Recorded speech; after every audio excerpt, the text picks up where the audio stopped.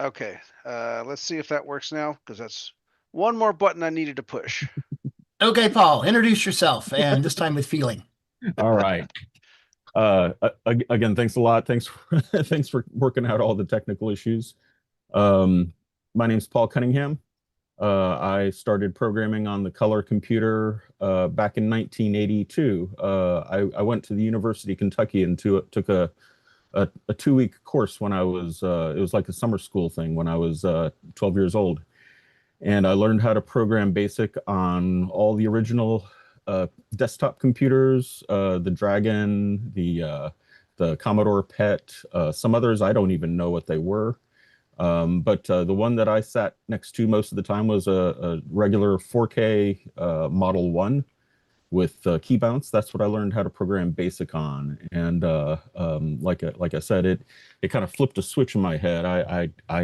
I knew I wanted to do this. This was something I was really into. So I started writing BASIC programs on my notebook obsessively. Hmm? I bought the getting started with color basic manual. I bought that and read it from cover to cover, and also like I was saying, I was spending a lot of time at the Radio Shack. They would just let me hang out and do whatever I wanted with their color computer or any computer they had there. Didn't realize it at the time, but that was actually really great advertising for them to just let me hang out and do stuff. So I would ride my bike up there almost every day and just, hang out. Yep. Shout out to the original manager of Radio Shack in Lexington. His name was Mark, but he was just really got a really smart guy. He knew what to do. Fast forward a little bit, I went to Embry-Riddle Aeronautical University out in Prescott, Arizona. I brought my color Mhm. computer with me, used it to do all my homework. Had a DMP 110. That was about all I could afford for a printer. It was a printer. But it was exciting times, and I was one of the only people who had a computer that did that kind of stuff. It was still kind of early to be writing reports and printing them out. And I also had some roommates with other computers that were kind of interesting. One of my favorite roommates was the one with the Amiga 500, and we would play all of his games on the Amiga 500. I was a little bit enamored with that and a little bit jealous because it had the better graphics and the better chip and all that. But it wasn't long after that I discovered the Macintosh. After my first year in college, um, I, I I wanted to be a pilot. That's why I was there. I wanted to be a pilot and fly fighter jets, and I was going to be in the Air Force ROTC. I had everything lined up, and then Top Gun happened, and the Air Force said, "Hey, we can't guarantee you're going to get a pilot slot. We can guarantee you an engineer, which would mean you would have a commission and you'd do stuff, but you'd never get to fly." I was like, well, I don't want to do that. Yep. And I came back home. My family is from Kentucky. I've lived there. I was born in Connecticut, but my family lived in Kentucky, and we had moved back there for my dad's career. And while I was there, I just didn't know what to do. I didn't know what I was going to do. I didn't really want to go back to college and spend all that money on a degree that wasn't going to get me what I wanted, and I was really uh, uh, you know didn't know what to do. Boy, but I did computers. I did that all the time, and my mom thought, wonder if there's any jobs in the paper. And so I kind of fell back into a career of programming Macintosh computers. There was a company in Lexington, Kentucky, just some ad in the Louisville paper we answered, and I met the guy there, and he was really impressed that I knew 6809 assembler. He was like, "Wow, that's really cool. You're hired." Um, so that was kind of sort of the end of my first CoCo era. It was a good 6 or 7 years, but I kind of just boxed it up and honestly haven't looked at it since just a few months ago. Moved with me to Florida, to Michigan, to back to Kentucky, and finally back to Pittsburgh, where I'm living right now. Moved around to a couple places in Pittsburgh. So when I finally brought them out, I didn't have a lot of hopes that they would work, and sure enough, there's some kind of memory issue, but I still have my original CoCo is right there. I have hopes of getting that. What model? You have a Uh, Model 1 and a CoCo 1 and a what? well, so that's the yeah, that's the original CoCo one with CoCo 1. revision E, I think. Oh, okay.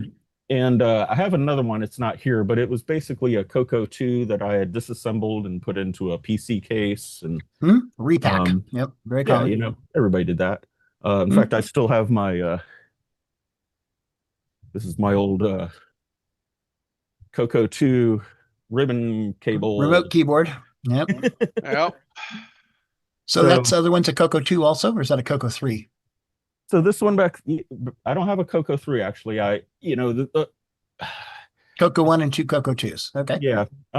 This one I bought. So once I figured out that mine weren't working, I looked in Yep. the local uh, Facebook marketplace and found a guy that was selling this CoCo 1 for $100. So I went out and grabbed it so I could test my software. Yep. On real hardware. Yep. But the thing is, I was a Macintosh programmer probably up until about 1995. I had done a lot of work. My first job, I was programming 3D models in assembler, and that was for I don't know if you've ever gone to Home Depot or one of those home supply stores, hardware stores, where they have the kitchens, and you can go back there and you can go on the computer and design what your dream kitchen looks like. Oh, Well, my company was the 3D first CAD stuff. yeah, Yeah. my company was the first company to do that, and we did it on a Mac Plus. Wow. So you could design your kitchen in 2D, draw out your walls, and you could look at the elevation to see what it looked like. Each wall you could see what it looked like. We had a catalog because we worked with actual custom cabinet makers to get their catalog, and you just drop the cabinets in and you'd see what they look like, and the customer is really happy, and they're like, well, how much is that going to cost? Well, no problem. We'd flip over to the quote screen that would price it out. Yep. And they're like, well, I don't know. It's like, well, maybe you want to see that in 3D then. And it took a really long time, but we rendered it in 3D. Those are amazing sales tools at the time. That company sold a lot of Macintoshes as a value-added reseller. I remember one day the UPS truck just rolled up, came in and was literally rolling Mac 2s out of the truck. We were like, oh my gosh. But we would take them and we'd put our software on them, and we'd sell them to solve a problem. Yeah, it was a great first job. Like any other corporate job, your company gets acquired by a bigger company, and corporate things start happening, and got a little tired of it. So some of my coworkers had already left. One of them went down to Florida, and they're like, "Hey, man, come down here. We're writing Mac software in Florida." And I'm like, "Okay," I had nothing else to do. It sounded good. And so I worked for a company called Technosis that built an expert system that it was essentially, I don't know if anybody on the call or anybody listening has experience with Macintoshes from that era, System 6, System 7, System 8. Mid-90s. Yeah. Lots of extension conflicts, lots of driver conflicts, lots of errors, lots of everything. And and for a lot of people who use the Macintosh every day, this is their life. If you couldn't boot it, you were out of business. So we had a detailed expert system of every known Macintosh conflict. In other words, if you put this version of this extension with this version of this control panel, you're going to need this version to fix whatever conflict happens. And that's valuable. Yeah, it really was. And it was an amazing piece of technology. I didn't write it, but I was brought in to write essentially the enterprise version of it, where you could look up on the AppleTalk network and see all the computers and then remotely scan each of them to find out what their problems were. It was a great first, sort of project. It was my first foray into C++ professionally. C++ at the time was, very new, very almost still kind of experimental on the Macintosh. But I managed to make it work and built object-oriented libraries around the Macintosh. It was really kind of a fun time for me to go through all of that. Um, about the time the Macintosh was losing its steam, when they were previewing Copeland and nobody knew what was going to happen, and Steve Jobs hadn't returned yet, and Scully was making, every Macintosh under the sun and the Performa line, and nobody knew, what was what, and what it was going to cost or anything. I was like, I don't know how much longer this is going to go, but I just heard about this thing called Java. Java in a nutshell is the book, somebody handed to me, and I read that thing from cover to cover. The first time I saw that, I thought, wow, I can write software, and when I go to test it, my machine isn't going to crash. Because back then, if your machine crashed, you had to reboot and then get back into it and try to figure out why. And that was a real kind of a downer. I remember working on some contracts and stuff like that where I was making really good progress, and then I just have some irretractable problem I couldn't solve. Those were days of really high risk software development. We didn't know about test driven development. We didn't really have, modern tools like we do now. A lot of times we had to build our own tools. I remember to build our database, we built that in HyperCard, and we wrote X commands in assembler to export our data out of that, actually from a embedded Oracle database. If you can imagine an Oracle database on a Macintosh, on the Macintosh. Wow. But we also had a bigger Oracle database running on a DEC machine. I think that's what it was, but it had some kind of optical hard drive. I don't know. It was super slow, but we used it for file sharing. And yeah, so all of these tools to build these programs, they're highly improvised, highly kind of cobbled together. And then the result of that was you had to fit it on an 800K floppy. You had to make sure that all those changes and everything you did still fit on the floppy. You had to give them the master, have duplicates made. It was a whole process. And when Java came around, I was like, oh wow, I don't have to do any of this stuff now. We can make a website, we can put our software on the web, we can do all of these distribution. Yeah, amazing things. But the thing that really appealed to me the most was the slogan for Java was write once, run anywhere. Everywhere. Yeah. Which it still can do, but people just don't look at it that way anymore. Right. So I spent a lot of time kind of spooling up on Java. I joined another company called Kinetoscope right around 1995, 1996. It was a company my friend started so that we could write Java software and internet software and get in on all that Silicon Valley activity that was going on. We had a lot of connections. We were just in working time for the .com boom. Yeah, and we worked with all the big players. We worked with Sun Microsystems. We worked with Microsoft. One of my favorite gigs was we worked in a partnership with Microsoft. And does anybody know General Magic?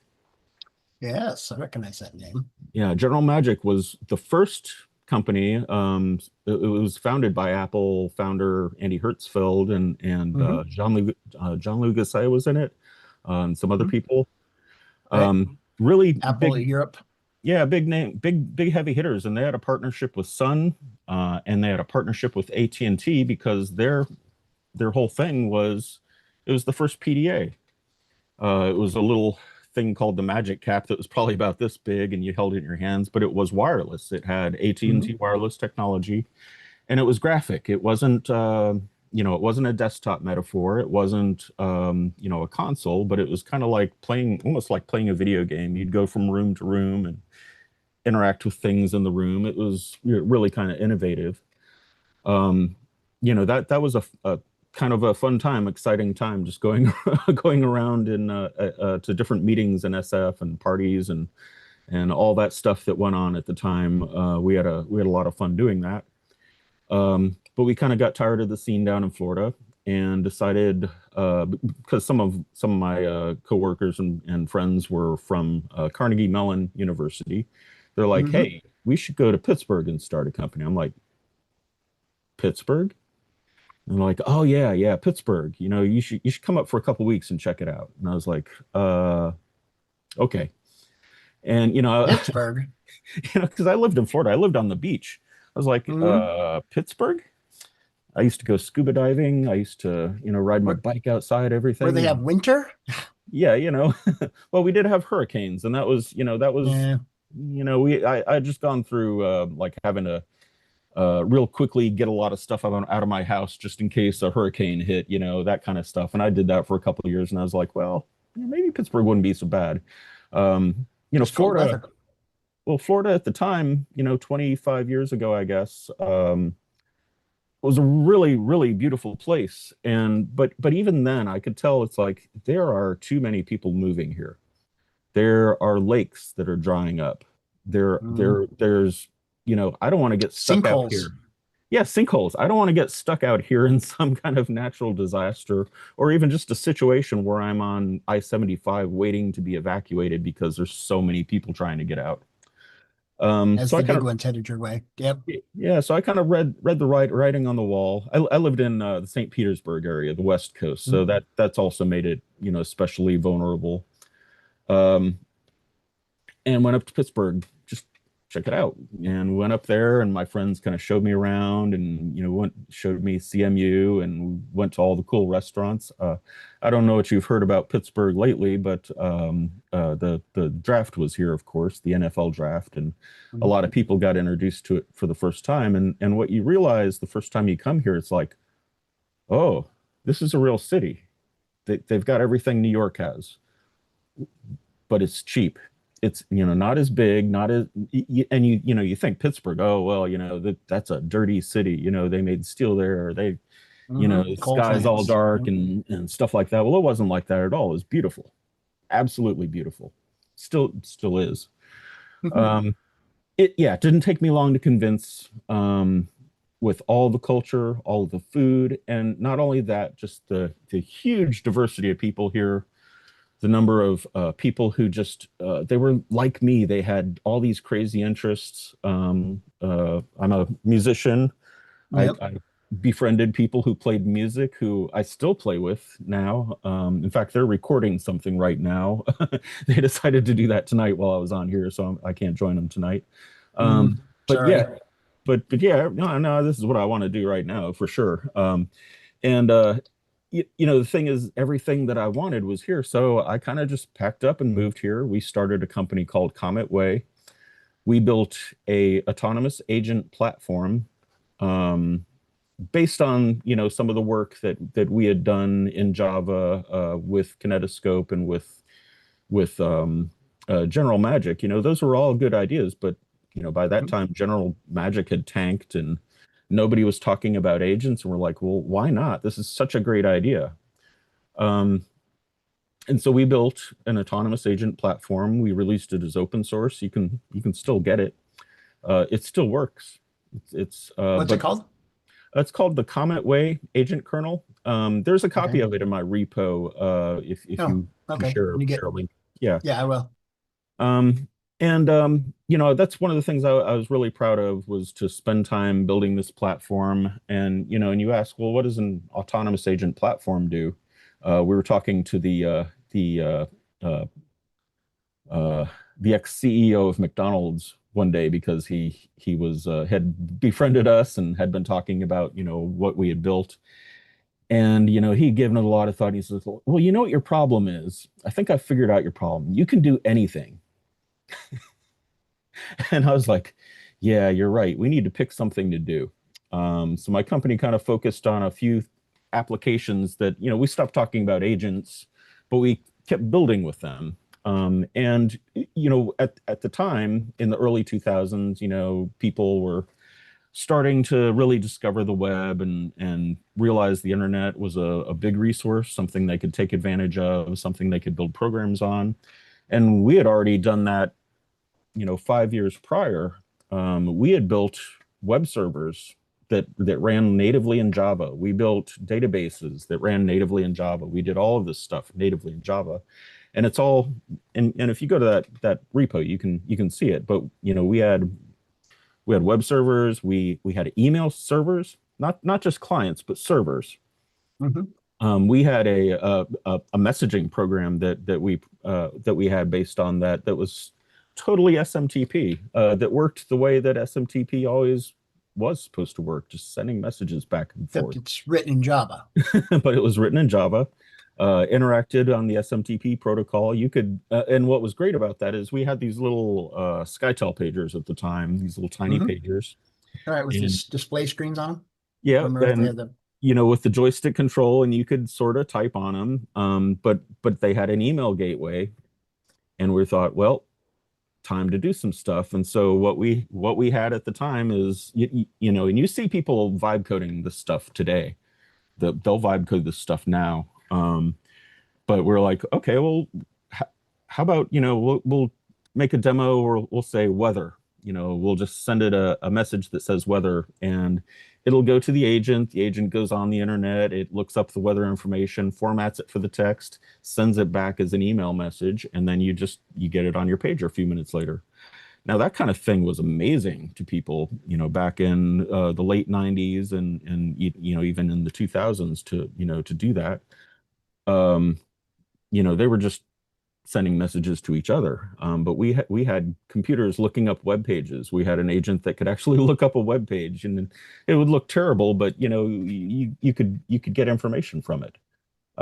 So we were connecting a lot of different technologies with this agent thing, because each agent knew how to do one thing. And you're like, well, what if we connect this to that? What can we get stuff going? And it was a great part of my life to build that architecture. And then where we went from that, we built client websites. We built an authentication system for Visa International that worked with their pilot program smart card. So we worked with all the early smart cards. We used it to build a system that would customize and manufacture smart cards for another client that we had that had $1 million worth of smart card manufacturing machines that they didn't know what to do with. Hmm.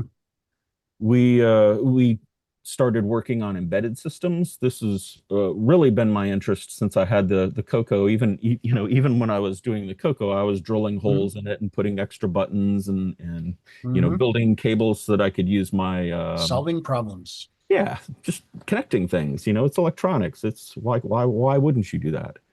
And So we've got a pretty good background here of what's going on. So you've taken all this stuff, you're now reapplying that back to the CoCo using AI and vibe coding and stuff. yeah, It's kind of where we're going with it. Okay. last year, it occurred to me that with this resurgence in agent stuff, Mhm. I should probably get back into that and do a little bit more and learn Mhm. about all of it. So the past 2 years, I've been learning Gemini and kind of playing around with Claude and stuff. And Mhm. back in November, I was just having a chat with Claude. I don't even know exactly what got me thinking along these lines, but I was like, how would I go about writing a program for my color computer using today's tools? Right. I That's a and valid question. yeah, and this was a time where I was really feeling out AI, because I was like, I know it didn't take long to prove that you knew more than AI. Like that Mhm. nobody here that played around with Chat GPT or anything over the past couple of years ever really got the feeling that it knew exactly what it was talking about. So, I had a lot of confidence, and I just kept feeling it out. Can you do this? Well, what about this? Well, what about the CoCo? Do you think, how would I go about programming the CoCo? And it came back with such a succinct answer. Um, because I asked it, it's like, well, what programming language would I use? I was kind of testing it because I already knew about CMOC, and I knew that C was available. I knew about OS 9.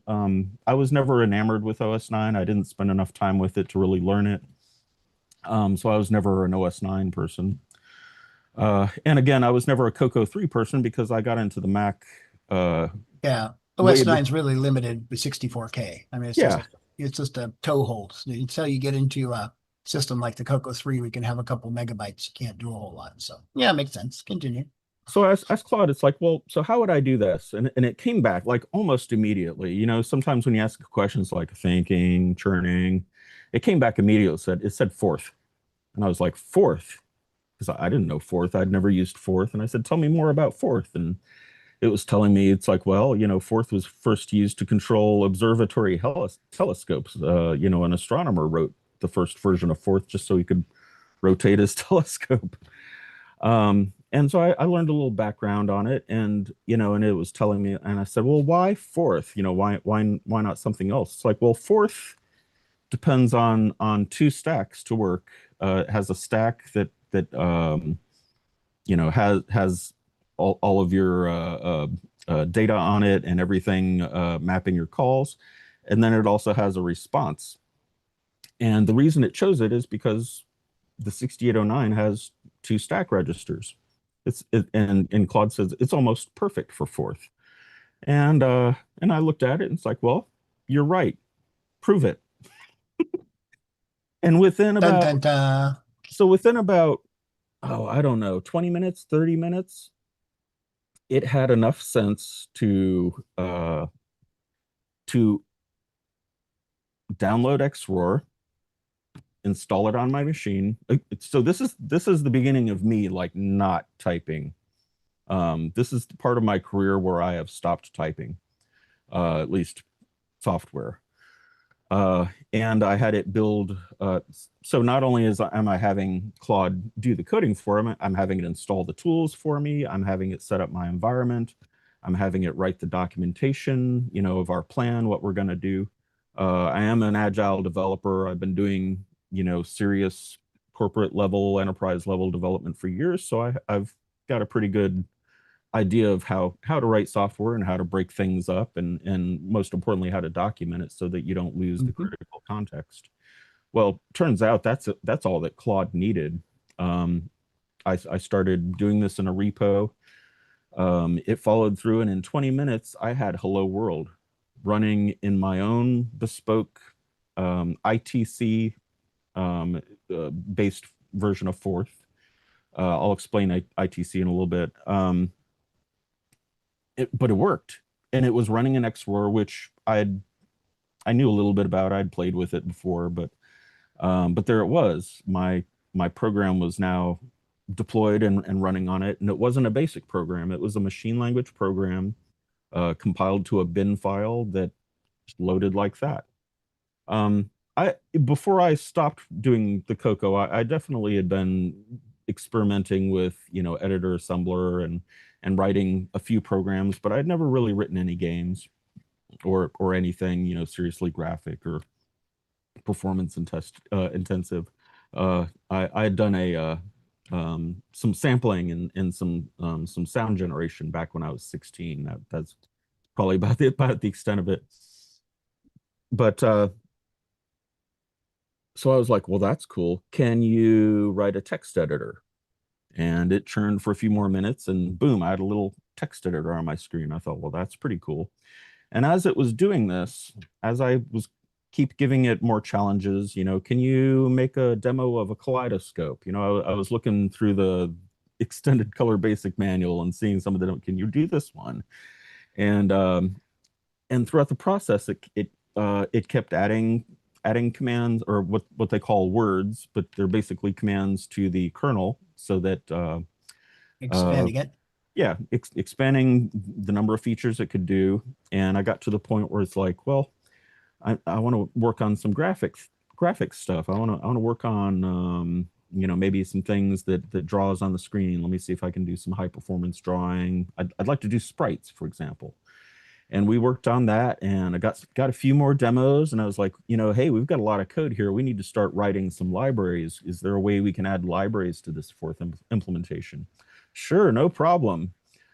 Every time I asked Claude to do the next thing, the next feature, the next obvious part of it, it was like, yeah, let's go. And, I've waited years for my whole life to work with people like that, who are just like, got the juice, ready to go. Very excited, but also have the knowledge to understand what I'm talking about. And if they didn't, I could give them the information and then they would know and we'd be sharing this.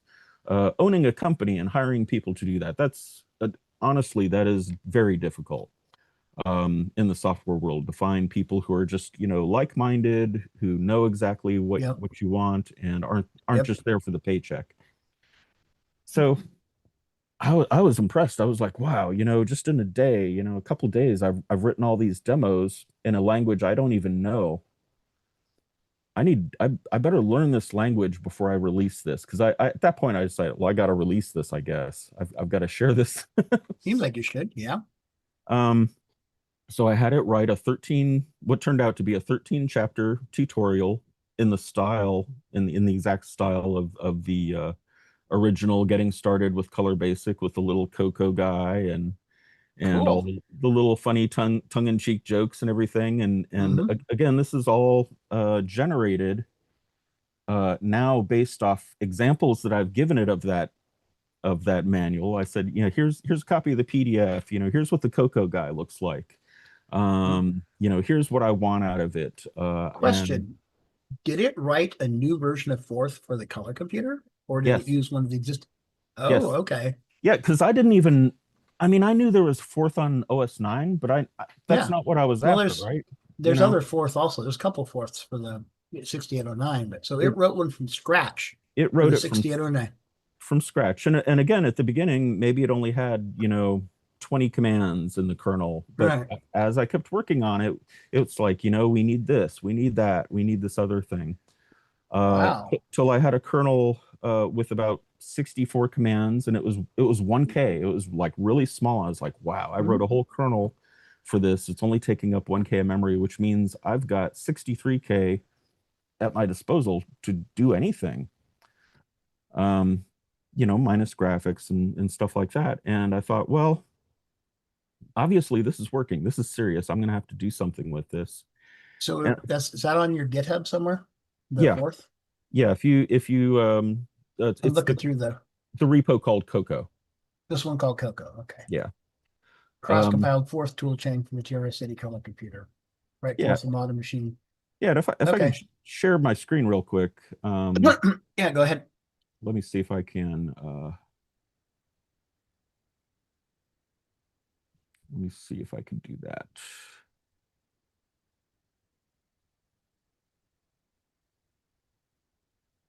Um, okay, I'm having a technical problem. I need to quit and rejoin the call real quick. Is that all right? Okay, no problem. We'll be Okay, right here. it's just a permissions thing.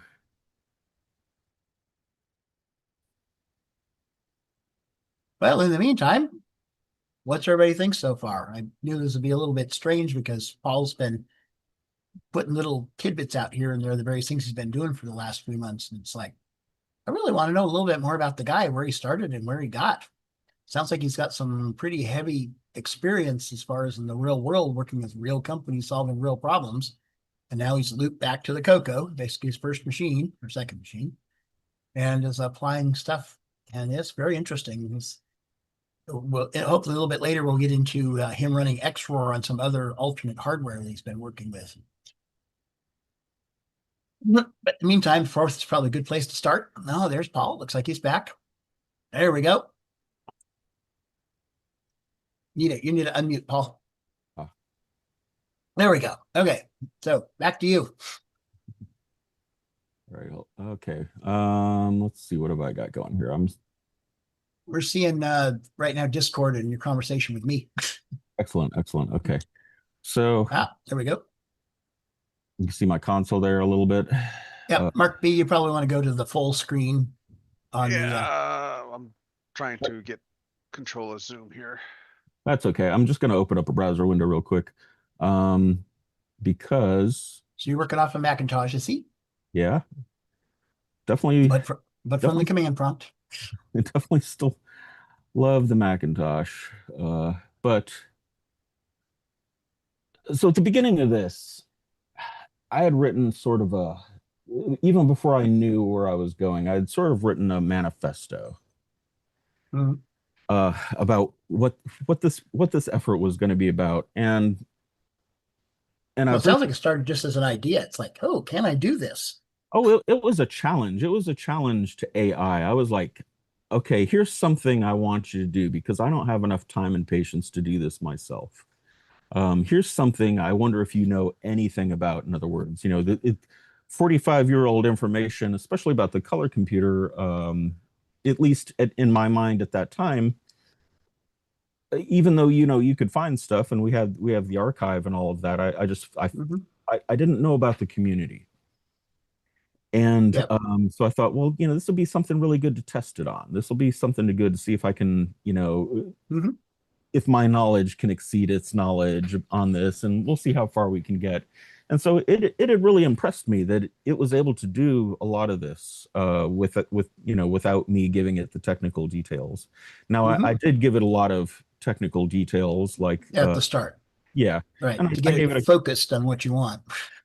I gave it a copy of the CoCo technical manual. I gave it a Mhm. copy of the basic manuals. A lot of the basic memory mapping stuff like that. And of Mhm. course, it must have already known a little bit about the 6809 and certainly Mhm. knew a lot about Forth. Mhm. But so the idea was program in Forth on your desktop, compile it to a binary, and send it anywhere you want to run it. Um, and so it creates what's called an ITC style fourth kernel. And what that really means in this case is that because of the 6809, because of how elegant its instruction set is, Mhm. essentially in fourth, you have a dictionary of all the different words that you can use in the language. The language sort of self-defines itself, and you end up with a Mhm. bunch of words that you can just put together. Um, and essentially those words are stored in a dictionary that exists on the running computer. Those words point to the implementations in memory and usually Mhm. have a compiler. And the most important part about Forth is the REPL, which lets you type in a Forth command. It's interpreted immediately, and you get the Mhm. result back. Well, I wasn't going to be doing all of that. I wanted to write games. I don't need a console. I don't need an Mhm. interpreter. I don't need a lot of this stuff. And so Claude decided that this ITC style of Forth was a perfect fit for that because essentially once you compile it to a binary, you've already resolved all those links, all of the dictionary links. You don't need to keep Mhm. symbolic information around. You just write the program. You want the end result. So it's still interpreted, but it's done at the machine code level, which is Mhm. very fast, very efficient. It's comparable to BASIC, at least in the sense that Color Computer BASIC is fast. It, Mhm. it really is fast, and that's one of the reasons I stuck with the CoCo for long because I would try somebody else. Like I'd try the TI 99, and Oh about after, no, you know no. after about three error messages and it going beep syntax error beep this error, I was like, okay, I'm out of it. Or the Commodore 64, which had an atrocious basic, great hardware, Mhm. atrocious basic. So the It color was computer, cheapness of Jack Trammell. yeah. And the color computer was fast. It was super fast. So I Mhm. was like, yeah, my color computer can run circles around any of your guys' computers. And that's why I was such a diehard CoCo Mhm. fan. So this follows that same spirit. It keeps it real lightweight, really compact. And essentially because it does compile to these bin files, I started to learn that there are tools like xroar that just Yep. load it, and there it is right on my Mac, and it looks great. And so I was immediately testing all of this software on my Macintosh. I had pretty much written the whole CoCo fourth project with all of the demos and everything before I had tested on a real CoCo. That's when I decided to get my CoCo out from the closet and see if it worked. And then I bought that CoCo 2 back there from a guy off Facebook, and it worked. It worked the first time. I don't know if you can see. I've got a little Trinitron TV there, a little Mhm. 32-inch Silver. TV. Yep. That CoCo barely came up on it. The video modulator was awful and it was all fuzzy on the screen, but it's Yep. like, there's my code, it's working. And and that just really pushed me to release this. I released it without all of the documentation that it has now, but with the original tutorial and all of the original code and demos. And after I got to there, I was kind of like, well, that was really cool. Now what do I do? And I thought about the Model 1 because before I had a color computer, we had a computer lab at school. I was in the like seventh grade, and I would go down there. I would get, as soon as I could after school, I'd go down there, and I'd meet up with a few friends down there that knew about computers. But some of us would be programming or piddling around. But what we really did is we like to play a game called Space Warp, which was a Model Mhm. 1 program. Mhm. Um, and and it was like Star Trek. It was like playing Star Trek. Of course, it's based on the classic Trek style game Mhm. with quadrants and warping and phasers and shields and all of that. And impulse moving and warp moving and yeah. Yeah, all that stuff. It was a really great game, and to this day, I just remembered, wishing I could play that game. I wish I could play it on my computer. The only way you can still play it is by downloading a Model 1 emulator and playing it that way. Nobody has really tried to do a clone of it, to my knowledge. So I set out on the task of making a clone for it for the colored computer, and I knew this would be different um, because it's the color computer. Model 1 was black white. The color computer has colors, and I knew that I wasn't going to do it. It was also done in text mode. The Model 1 really only had semi-graphics. Excellent. Yeah. So I was like, well, how am I going to make this better? How am I going to do it? And I just started working with Claude to, first of all, get it familiar with what I wanted to build. I gave it the user manual to the Space Warp game. I explained what I wanted, and we just started doing it feature by feature. We got the screen drawing, we drew stars, we got the sprite library working, and I had a spaceship that I could move around the screen, and then I had enemies that would appear, and they would start moving, um and I'll show you a preview of the program real quick, just because I kind of have it here. um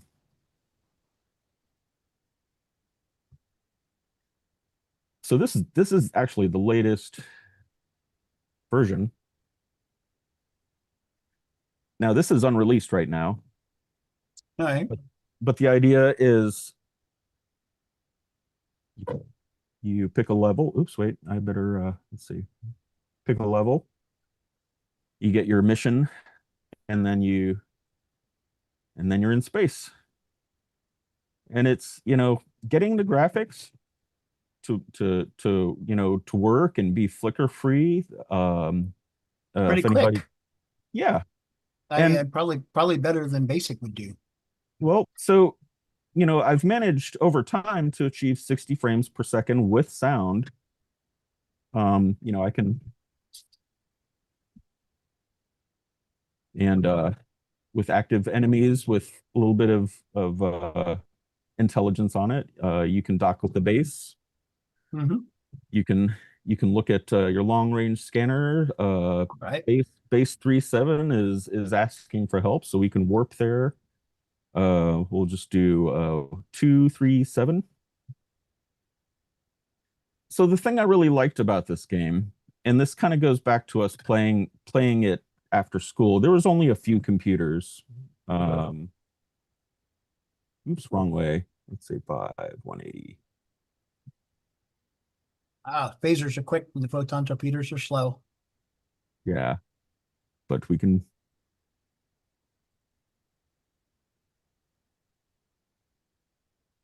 So the game itself is very playable, and most of Hmm. all, it's very true to the original game. It's you can you can fly into a star if you want. Um, had a really good time making the game, but there were also a lot of challenges. anybody that's done game design on the CoCo, the first thing you're going to have to deal with is scheduling all of the work that you need to do with the screen refresh. Either you're double buffering that and timing that, or you're just drawing really fast and trying to draw when the refresh is somewhere else. And and because this game, well, so this is my first game. Hmm. Um, uh, I knew all the tricks, I knew all the things that you need to do, but I'd never really tried to build a game before.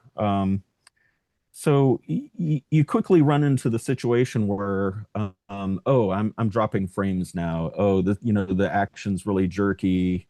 I can't Hmm. control this anymore. Why don't the keys type? Um, and these are problems that I'm thinking about now. It's like if I had to solve these problems years ago, I don't know if I could have. I really don't know if I could have figured everything out and get Yeah, it running. you weren't a game developer. You're applications, real world stuff. Yeah. And so I started making some interesting things. One of the first things that helped me was being able to say, "Hey, Claude, can you take my fourth program and create a mind map of all the words that we've created?" And I'll get something like this. Hmm. This is actually what it looks like now. And what you see right now is a lot of very evenly spaced circles that are roughly the same size. It wasn't like that at first. A lot of the methods were really big. A lot of the methods were really slow. Because even though it was fourth and it's running at machine code speed, it's still interpreted. It's kind of like running Java bytecode in a way. Each word, gets called out, and so you have all these JSRs coming off your thread, and that's what it means. ITC, ITC. it's threaded code. Um, so it has this really nice, clean execution model, but you're still executing fourth commands, and you're still, having to do a lot of processing, especially when you're trying to do like if you're trying to draw a sprite.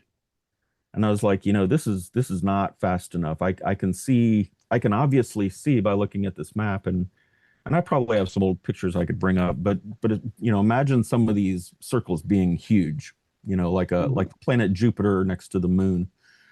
And I'm like, okay, well, there's an opportunity for me to break things up. Here's an opportunity for me to speed things up.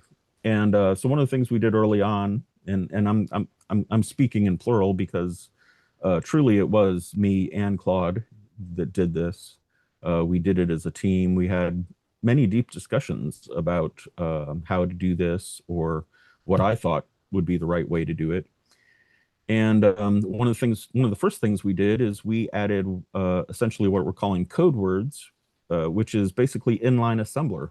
So now I have a version of fourth that can do inline assembler. You make a call to a fourth command, but it actually executes in A assembler. block of assembly. Right. So Right. now we have a highly optimized kernel, and we also have highly optimized words. And and because because of the wonderful nature of LWASM, not only could I find out how big each of these code words were, but I could also find out how fast they were. I could estimate how many cycles each one took. And that was really an amazing revelation to me because it, in the process of again trying to get everything to fit into a frame, and now you've got all of this code, this sort of constellation of code executing. How do you visualize what's going on frame by frame? How would I have done that 40 years ago? I would have had my calculator and a piece of graph paper, and I'd be writing all this Mhm. stuff down and hopefully glean some of the same information. But now I've got an SVG based representation of my code, and I had never had that before with anything. If you ever want to see an interesting view of a code, just ask Claude for an SVG based interactive mind map of whatever it is. And it'll sit there and it will produce the most amazing chart, the most amazing displays. of some of this stuff. Um, and I don't have one. I don't seem to have one here at the moment. But one of my favorite things to do, uh, because I realized I had all the information, was to tell Claude, can you give me a 60 frame representation of where all my CPU time is going? Ooh. And so if anybody remembers any of the pictures that I've been posting on Discord and in the CoCo Nation group, um, I have this really nice multicolored stacked array, stacked bar chart of exactly that. There was, I have the line up on the top that says, here's 15,000 cycles. If you go beyond that, you're going to drop frames. And then down below it was each frame, what was executing in each frame. And I could see, before my line was down here and my code was up here. And I was like, oh, I was so discouraged. I was like, oh man, I've got a lot of work to do.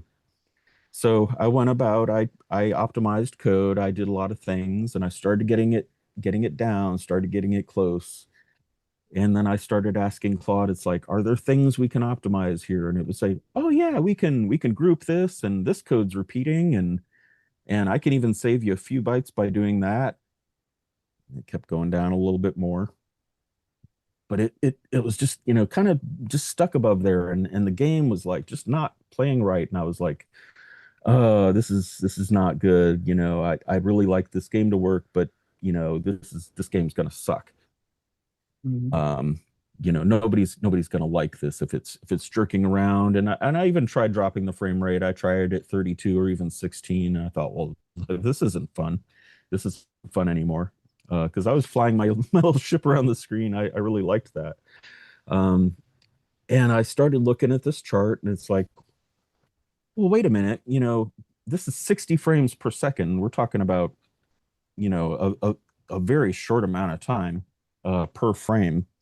Mhm. I don't have to do all of this work every frame. And I said, hey, Claude, because Claude ran out of ideas. Claude didn't, it could make this pretty chart for Mm. me, but it Right. couldn't figure out that all I need to do was to sort of interlace some of this stuff. Okay, I don't need to Mhm. move the enemy ships I don't need to Every redraw tick or every whatever. frame. Yeah. Right. I need to listen to the keyboard every frame. I need to do some calculations every frame. I need to do these things. And once I got everything interlaid, boom, they all went down below that line. I was like, oh, I'm gonna be able to release this game. Mhm. I'm gonna be able to publish this. And I was so excited once I realized that. And so you do that, you start adding features, you start going through the rest of your features in the list, and I'm still like, okay, at this point, being really nitpicky, it's like, okay, well, I'm shooting through a star. I'm not supposed to be able to shoot through a star. Yep. Or the most intractable crashing and graphics problems. Like I said before, back in those days, if you had a catastrophic error in your code and you didn't notice it, the whole machine crashed, or the graphics would go crazy, or whatever, and you had to figure out what it was that you did wrong that made that happen. Well, turns out Claude is really good at that. Um, all I had to do is say, "Hey, Claude, it just froze," and it's like, "Oh, hold on a second," and it churned for a minute. It's like, "Oh, I see what I made this mistake.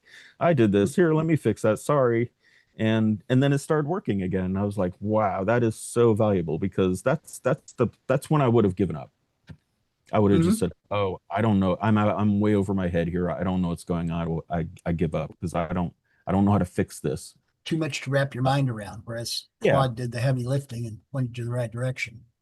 so Claude did that, and sometimes it took a little bit of binary search kind of testing and trial and error and stuff. But it turned out every time I ran into one of those intractable problems, using my knowledge, using my ingenuity, and Claude's ability, we were able to get around it. When I started hitting the memory boundaries, because well, when you're loading into basic, you really can only load about 24K of Mhm. anything using Mhm. Loadem. You need basic to do it for you. Mhm. Um, And of course, in the context I was working on, that's really what I was hoping to do. So you're like, oh well, I'm down to like 23 bytes and I still have these 10 features I want to add. Now what do I do? Well, Claude's like, no problem, let me do another pass on the code. Oh, we can do this, we can do this, and we can do this. Which one do you want to try first? Well, let's try all of them. and you Mhm. know and then I just got you another 4K of memory. And I was like, what? 4K of memory? I can do this now. I can add this. I can, make this feature work the way I want it to. And this process of optimization, I almost feel like it's continual. Because by the time Mhm. I released 1.0 version of Space Warp, this was the version without sound. This is the version without significant color. The ships and the enemies were in color, and everything else is black and white pretty much. Um, I probably only had like 50 bytes left, so I was like, Mhm. wow, version 1.0, that's probably going to be it for this program. Um, and I released it and I played it a little bit, and I think I even sold 2 copies of it. Thanks, whoever bought it. I bought one. Um, oh, thank you. I do appreciate it. It's definitely it's a validation when your software sells. Um, I was like, I don't know if I'm going to be able to do anything to make this better, but it turns out I was able to free up another 4K of memory by adding some more features to the kernel. Mhm. Normally when you pass parameters to a function, you're passing it, integer at a time. You have, a byte for this integer and a byte for this parameter and a byte for that parameter. And Claude was like, well, you don't need to do that. Let's just add words so that you can pass parameters, multiple parameters in 1 byte. Because some of my calls, really only needed like a true or false, or, Mhm. some small value. And it ended up freeing up another 4K of memory. And so I had gotten all my features done, past, beyond 1.1. I had, some other features that I wanted to add, and I got all those done. And I added color. And then I was like, this game is no good without sound. I started playing all these other Coco games, and even the dumbest games were just so much better because they had sound. And I Mhm. was like, oh, I remember what a pain sound was. And not only that, but I'm a not only a musician, but I do production work. I do sampling. I do all kinds of stuff with synthesizers, sound design. Mhm. And I was like, where am I going to get the bandwidth? Not just the bytes, but the Bytes. bandwidth. Yeah. Because again, I was up against that line. Every frame was just like maybe 100 cycles under that line, and then I was going to start dropping frames, and so I started. By that time, I'd become connected to our community. I'd started meeting some amazing people. Started talking to people like Simon, who's just Mhm. brilliant about writing assembler and how to do things. And sound. Yeah, Yep. and Glenn and just all of these great tutorials and examples that everybody had written. It was like this at that time in my life, it was just like I was 16 again. I Mhm. was back in the community. We were back doing state-of-the-art things on this machine that's 45 years old now. Um, so I managed to learn enough about it. I built some prototypes. Actually, one of the things I can show you, let's see, Coco. So if you go to the, let me make this bigger so everybody can see. By the way, So, you're on itch.io and you're still the Space Warp is still version 1.0 from April. So yep, because it has not been released. But okay. it will be probably in the next few days. Okay. Um, All because two of us that bought that will be looking for the updates. and it's really it's a lot better. I've been enjoying playing it. That's the thing about a game. It's one thing to write a game and getting it working, but if you don't have fun playing it, if you're not engaged Mhm. by it, there's almost no point in doing it. And I am engaged with it. I've sat down here many hours just playing it, play testing it, but certainly playing it. And So so I have Glenn, Nowhere Man says he feels exactly like a kid again when he's programming the CoCo. We have a great exactly community. it really is. And and I started based on, the knowledge that I had from when I was 16, and I built a wavetable synthesizer.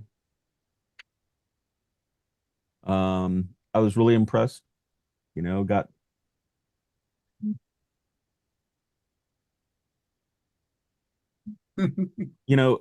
I did this but this is synchronous. And I was like, okay, well, I made sound. Now how do I do this asynchronously? And so that's when I went back and I started talking to people and looking at their examples and their demos. And then I eventually I was able to do this,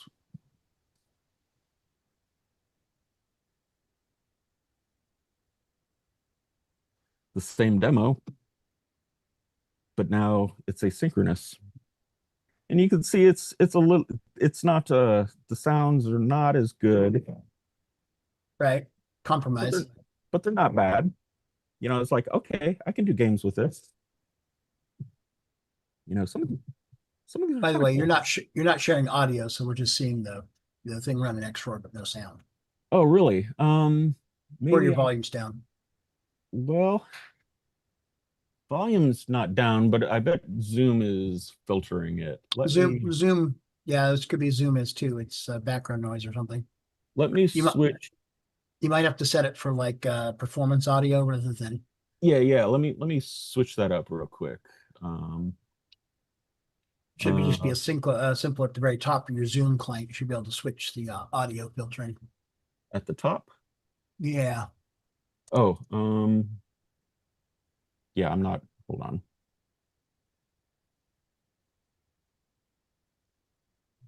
So audio,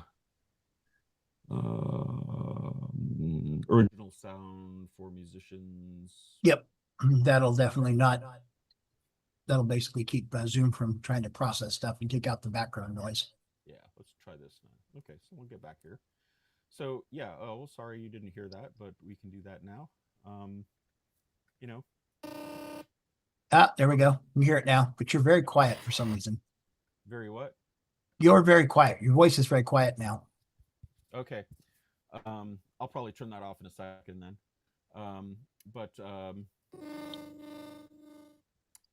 some really cool kind of sounds, and I thought, okay, well now I've got a library for doing this.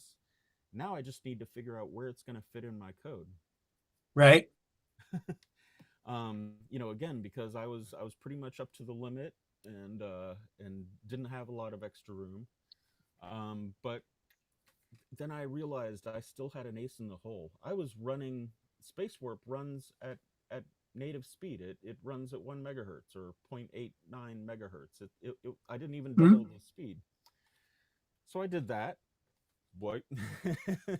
And then I had 800 cycles that I could do sound with. So eventually it all worked out, and You might check your sound volume. You're very, very quiet now. let's do this. Oops, wait, I have to go. Settings, audio, check. Still quiet. Oh, let's do this. Check. Is that better? Better. Okay. A little better. A little more. Got more. A little more. Better? That's all I got. That's all you got? You're quieter now than you were, but okay. Speak loudly. All right. Well, let's try this. Maybe this will help. How does that sound? Is that better? Excellent. Okay, we'll just get rid of the lapel mic then. Yeah. So by the time I had all this working and had made enough room in Space Warp. Let's see, make run. Is your catchphrase now down to the last 50 bytes? Yeah. Oh, okay. We can hear that now. So now we have sound in the title screen, which I learned is super important. I mean, a lot of people have music. I have music. It's 3 notes. It's almost too loud. The game is. almost. And so now when it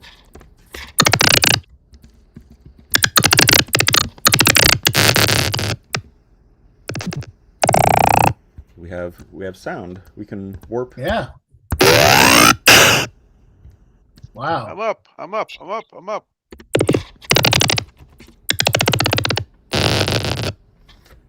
Yeah, the app sound almost needs to go down a little now. So we'll switch back here. So 3 days till we get version 1.2? Yeah. Okay. I'm very excited to release this. Of course, the boat show is in a couple days. I might get to go down there. I'm kind of negotiating that right now, but I'm hoping to get to go down there. It's not that far from Pittsburgh, and in fact, I was just there a few weeks ago, just getting gas. In Hurricane? In Hurricane, yeah. And it looked like a nice place. I'd never really been there, but it looks nice. I love West Virginia. So that's sort of the Space Warp story. It really was, sort of my journey back to the color computer community, to meet each of you, to have what I consider really meaningful conversations about all of this stuff. There's never been anybody in my life that I could really talk to about these things, and then here all of you are. You're just right here. So the color community is really cool. I mean, I'm an Apple guy. I'm some Commodore, and I didn't get my first CoCo until 2012, a CoCo 3 new in box. But I came into the community, and there were people making hardware. About a CoCo SDC from Zipster in 2014, and just it's such a wonderful little community. I've never really gone anywhere, but I've gone to CoCo Fest numerous times to hang out with people in real life, and it's really a friendly community. Very much, I think the Candy Underdog really made people resilient, but also friendly, looking to encourage others. So it's really a great community. Anyway. Yeah, I was a little scared at first to approach everyone, because, well, everybody here knows that AI is a contentious subject. Right. And the truth is, I built all of this with AI. This is an experiment for me, certainly a professional leveling up for me. And to be candid, I was working for a company in London, and I was recently rotated out for reasons, and was really looking to level up on AI and to sort of refresh my career so that so I could do something new, something interesting. So this is a great project to sort of cut my teeth on and sort of prove to myself that AI is up to the challenge. It can really do this. It's not it's not vibe coding. It's not slop. I mean, if I let it do this by itself, yeah, it would create slop. It would never have made this game. Paul, Space Warp, 32K, CoCo 1 and CoCo 2. CoCo 1 and CoCo 2, and it does require 64K because it does 64K. Okay. Yeah, it definitely needs that. And because what happens, and there's different ways that you can configure Forth to generate the binary. Like you can have it generate a 32K application.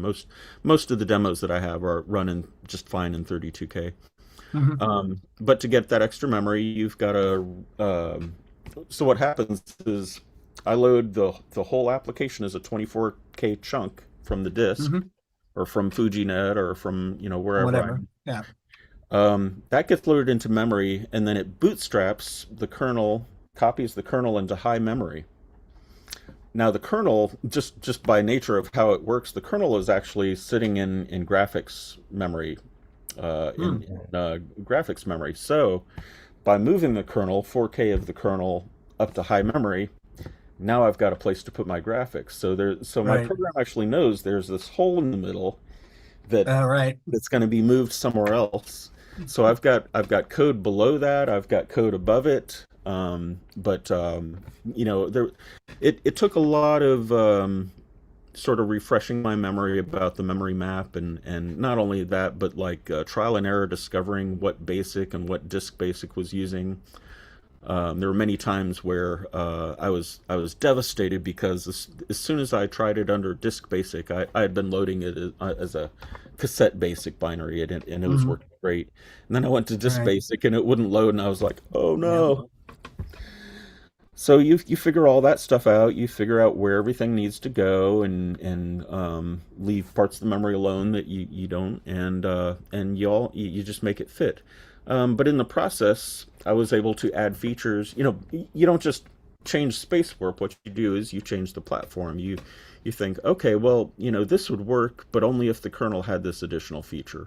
Only if the kernel could be configured, only if I can custom configure the memory map can I make this work. So the other nice thing about CoCo Fourth is you can do all of that. You can pick the base address. You can pick where the kernel loads. You can pick where your variables are stored. You can not only that, but as I was running out of memory to put just my regular Forth code, realizing I still had a lot of space and high memory, I created another operator that it's called a K code word, and basically what it means is it's part of my program, but it's actually stored up in the memory next to the kernel.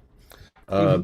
Because my kernel only started out as 1K, and I had 4K there that I could really exploit. My kernel's a little bit bigger now. I forget what the size is, but essentially whatever is not used in that kernel, I use that extra space to put the rest of my code.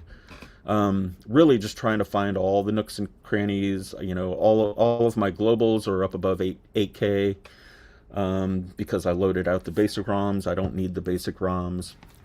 Hmm. And I found that by adding these features to the kernel, I could really fine tune the application, fine tune the performance, fine tune where it loads, and just get everything I was looking for. And even now, I'm not sure how much memory I have left, but I still have a small amount of confidence that if I needed to get more, I could probably figure out how to do it. Um, and a lot of this has to do with using Claude as sort of this analysis to kind of just look through the code and read all of that stuff. I mean, I've probably have about 400 or 500 functions or words in the program. That's all written in Forth, a language that I'm still not very fluent on. Although I did write the tutorial, and I wrote the tutorial for me. Hmm. I was like, okay, you got to teach me what it is that you did. And so all of it kind of comes together in this package, and now I'm thinking, okay, well, after I release Space Warp, I'm gonna have to come up with some more games. I'm gonna have to look at the Color Computer 3, right? I'm gonna have to Hmm. get it working on FujiNet. All of these exciting things that are happening. And kind of going back to my embedded skill, just writing embedded software. Usually it was in C. I have all of these little test platforms around, and even before I started doing stuff on the color computer, I started writing little tiny games and little tiny programs, including a MIDI sequencer. Um, where is it? Adafruit. If any of you are familiar with Adafruit in New York City, Hmm. they make the best electronic kits and parts for learning and just for having reliable hardware. But they had this thing called the Pi Gamer. I'll just turn this on real quick so you can see. Where is it? So it's this little handheld device. I'm sure you've seen a lot of stuff like this in your Facebook feed and stuff. People trying to sell So if you this. stop sharing, I can blow you up. Oh yeah, don't need to share.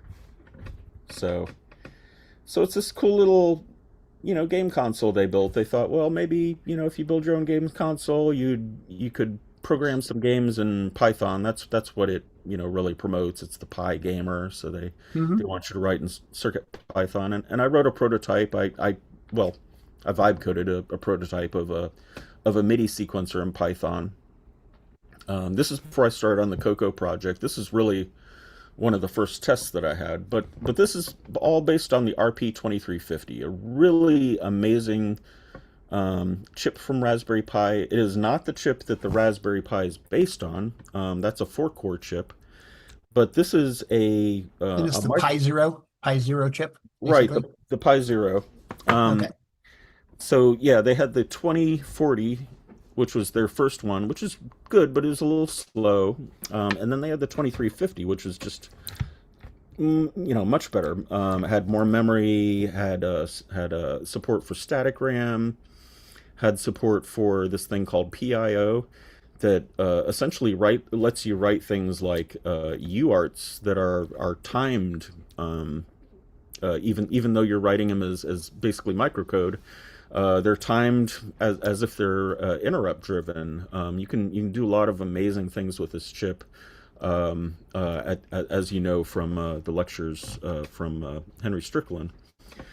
In fact, one of the first ideas that I had was, can I connect this to my CoCo?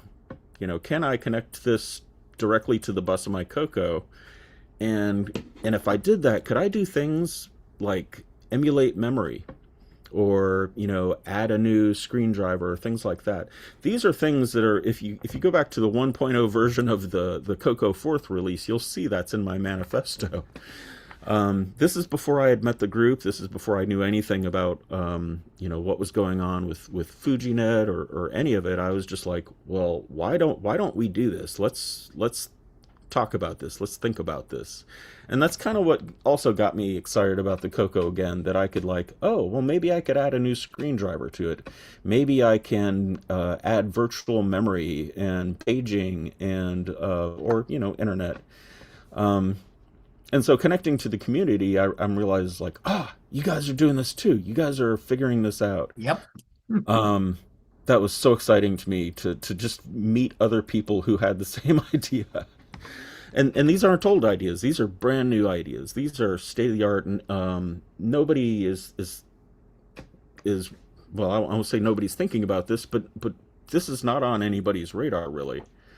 And so the things that we're doing right now with the RP2050 and the CoCo are really what's keeping me on the edge of the seat.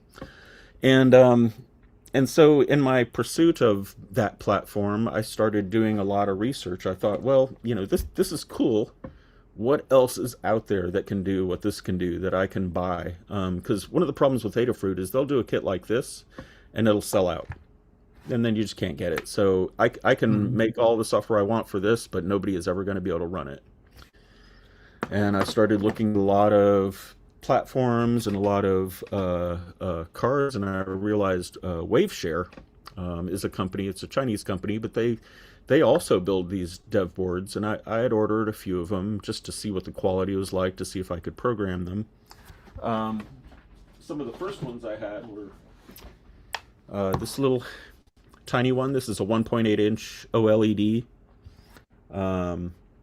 It has an SD card, it has a speaker, it has a touch screen, a really nice touch screen.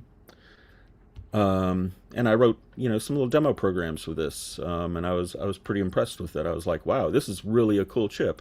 Just needs a wristband. Well, it does, and I'm somebody had the idea of putting the CoCo audio spectrum analyzer on one of these. Yeah. And I thought, well, that's really cool. Let me get a bigger screen. And I got this one, and again, this is $36. This is like $50. This is a 4.3 inch screen, and I had gotten some demos working on it, but it really wasn't quite as good. The hardware combination of the screen were not performing as fast or anything like that, and so I kept moving on to different platforms, and I found the well, we'll start with one of the first hardware demos I really want to show you.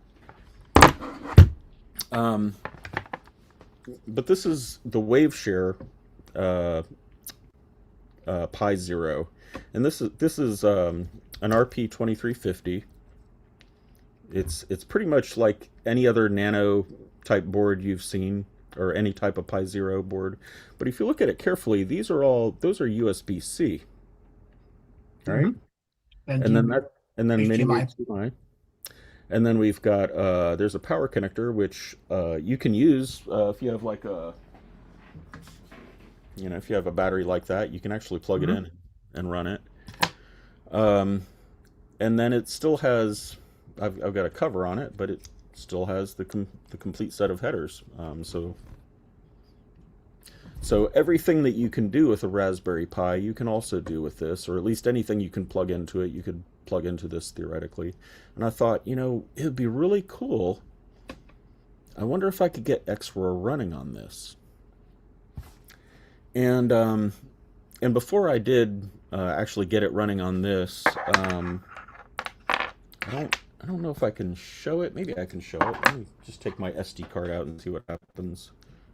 Oh, it's got a card in it. Hold on. Let me just plug this in. Might be all ready to go. Might be ready to go. I just need to find my power adapter. Hold on.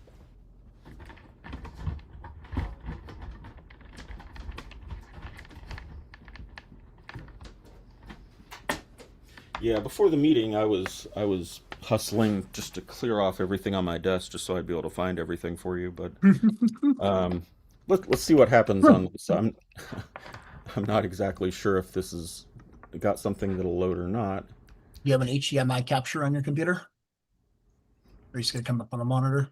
I what do I got here? Oh, that's actually Space Warp running on it. I don't know Yeah. So I made this into a color computer. Now, I didn't know what to do with this, though, because the only way I can really type on it was by having a keyboard connected through my laptop serial connection. Right.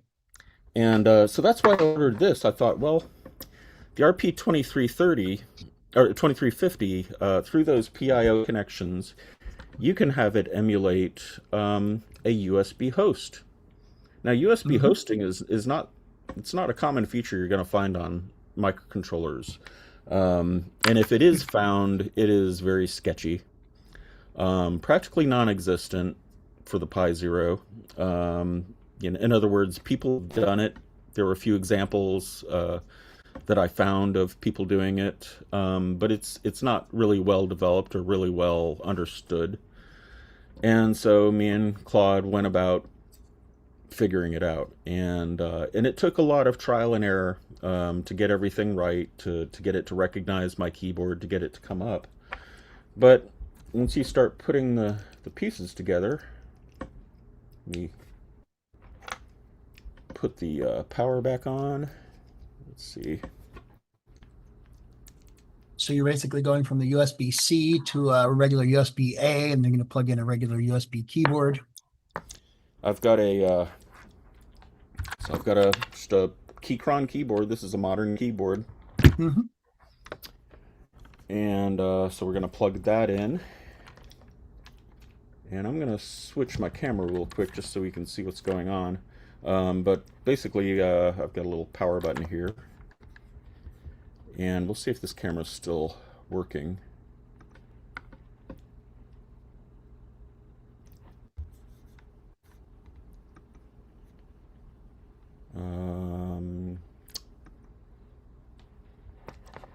It's probably just so dark in here. Let me just turn it on. We'll see what happens. Keyboard's lit.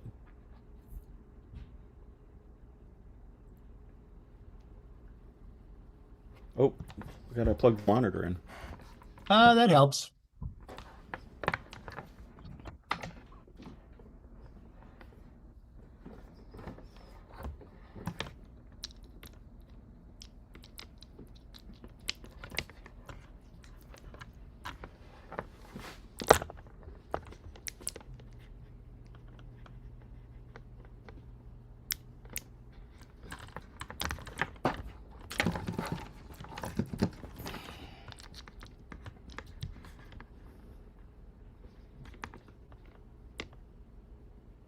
Oh, yeah. Hey, there we go. Says something. HDMI? Yeah, let Yeah. me do it one more time because I didn't have it plugged in it. Oh, I know what's wrong. I took out my SD card. Let me put that back in. Ah, So the SD card, the reason I use that, and I don't really need it because there's enough flash memory on board, but this lets me put my CoCo ROMs on it, and I put my right. my disk images and everything on it, just like you would on a CoCo SDC Coke or something. SDC or something. Yeah. But when it does have it, it it Has comes up. space warp. That's Space Warp, and I can play it, and it's everything. So this is my game, the game I just showed you in the emulator. Now it's running in the same emulator, but it's on a hardware platform. So did you target xroar for the RP2350, or is the 2350 running like a Linux or something like Raspbian or something, and then No, you're targeting no, that as a that's the thing is like this is not a Linux board. It's not made to run Linux whatsoever. There's not enough space. There's not enough processing. right, okay. But So the it's bare metal. Yeah, the feature set of the Raspberry Pi, I don't know what the chip number is for the real Raspberry Pi computer, but um it's the difference between a microcontroller and what you'd consider a modern, General purpose yeah, CPU. a GPU. Um, so this was amazing just to get this far, to be able to get a basic prompt to get my program running. Hmm. Um, Again, this kind of came about before I had sound. And one of the biggest things that I was missing was sound, and I was like, well, how am I going to get sound to work on this? Doesn't, I didn't, in other words, I didn't really know a lot about HDMI. I didn't know about HDMI protocols, how HDMI sound, sound. how Right. sound is done. So there was this big learning process where Claude and I kept kind of kept trying things, kept trying to figure out how to get the sound data um, embedded in the HDMI stream.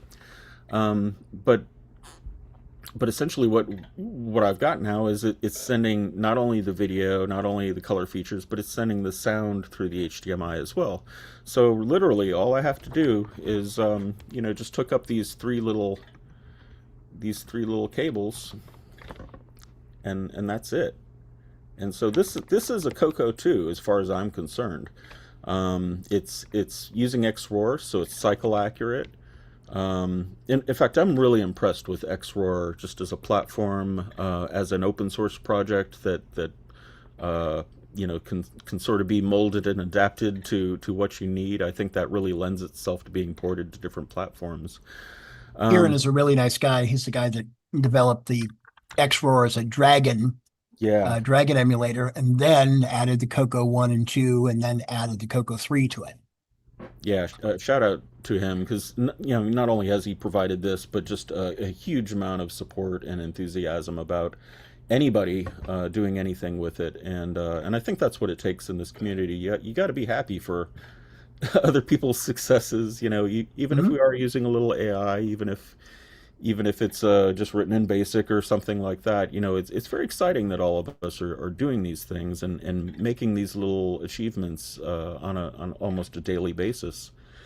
Um, so this was kind of it for me because the only other thing that I was aware that could do this was Cedric's hardware, and he was, at the time I was doing this, he was kind of just releasing the ESP32 CoCo and kind of going through some of the same kind of growing pains, and I was like, Hmm. well, I don't think I can do a CoCo 3. I'm going to have to get his emulator at some point to do a CoCo 3. Um, but this is a great CoCo 2, and my game's written for the CoCo 2, and I don't know anything else about it.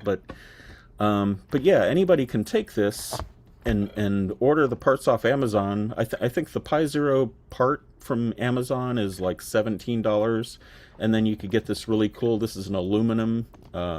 This is a Case, not only a case but a heat sink. heatsink.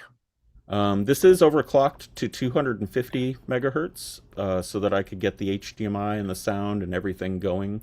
So that's another thing that you can do with these. It's kind of nice, even though they're only rated at 150 megahertz.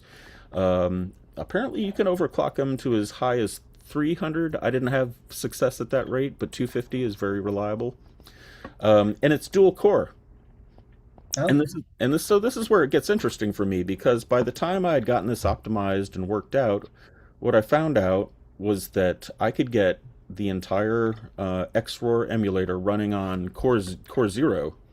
So when I boot this up, xroar, the whole emulation, everything is running on one core, and the other core is free to do whatever I need. So I was able to write drivers for the video. So it essentially would copy the frame buffer from the Mhm. emulation Right.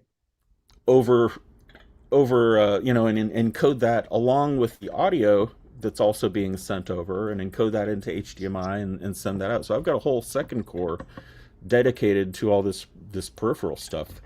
And theoretically, I can add more things to that core to support whatever else I want to connect to the USB or to the pinouts.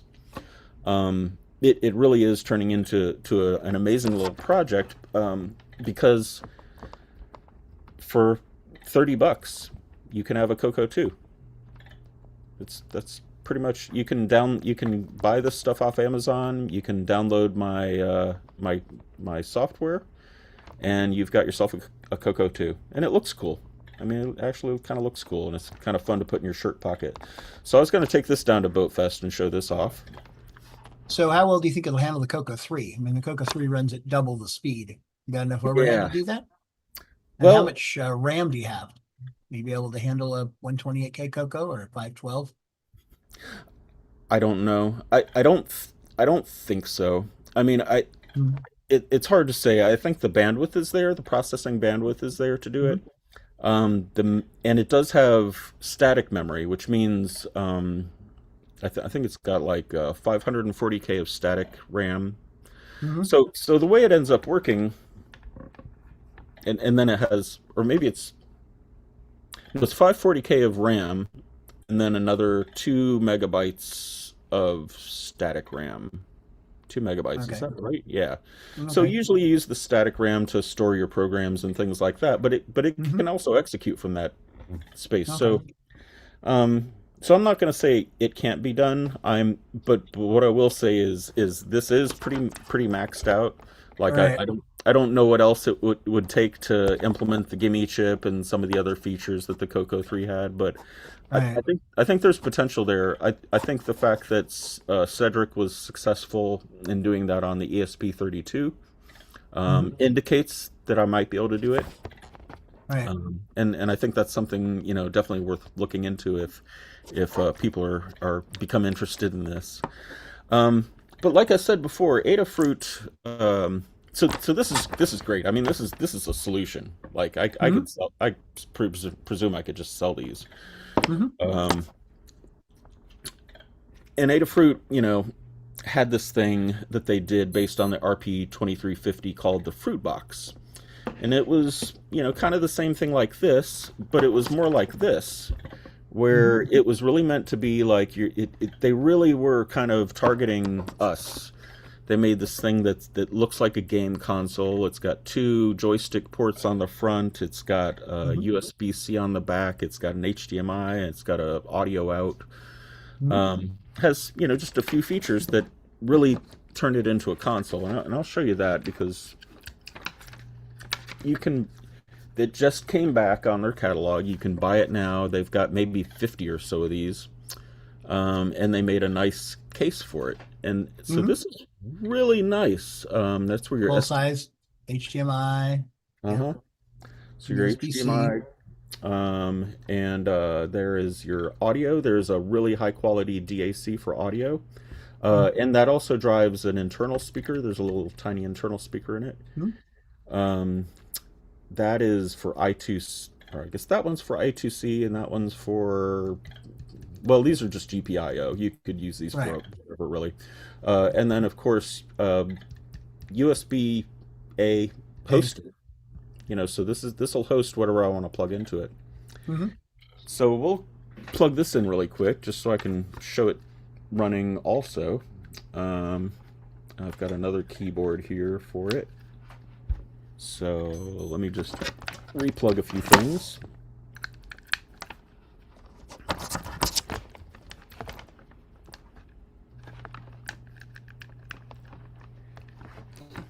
All right.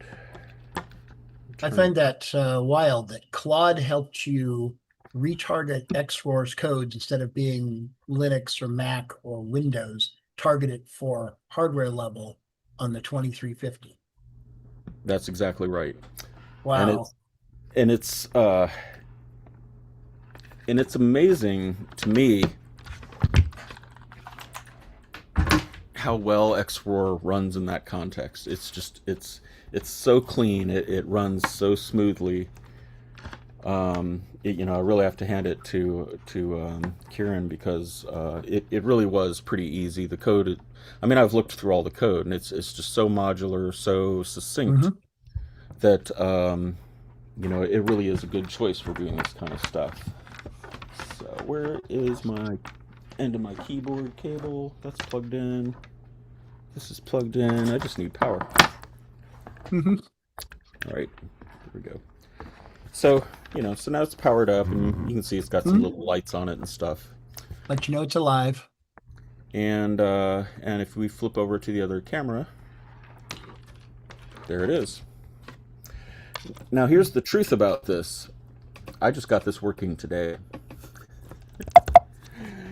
I just got this working today. So this demo can go sideways really fast. Well, it could, although I have been testing it all day. So, Okay. But just a quick demo, just a quick live demo. We'll do a little test equals, and the other problem is when you have a USB keyboard, the keys don't map. They're mapped to the CoCo layout, so you got to think alternately. So I'm kind of getting back into remembering. Some of it is muscle memory. It's amazing how some of it comes up. But oops, yep. You're off by one on the top row. Yeah, that's the one I always have to. Yeah, and then you. Okay. X. There we go. There we go. Oh no, I've done it again.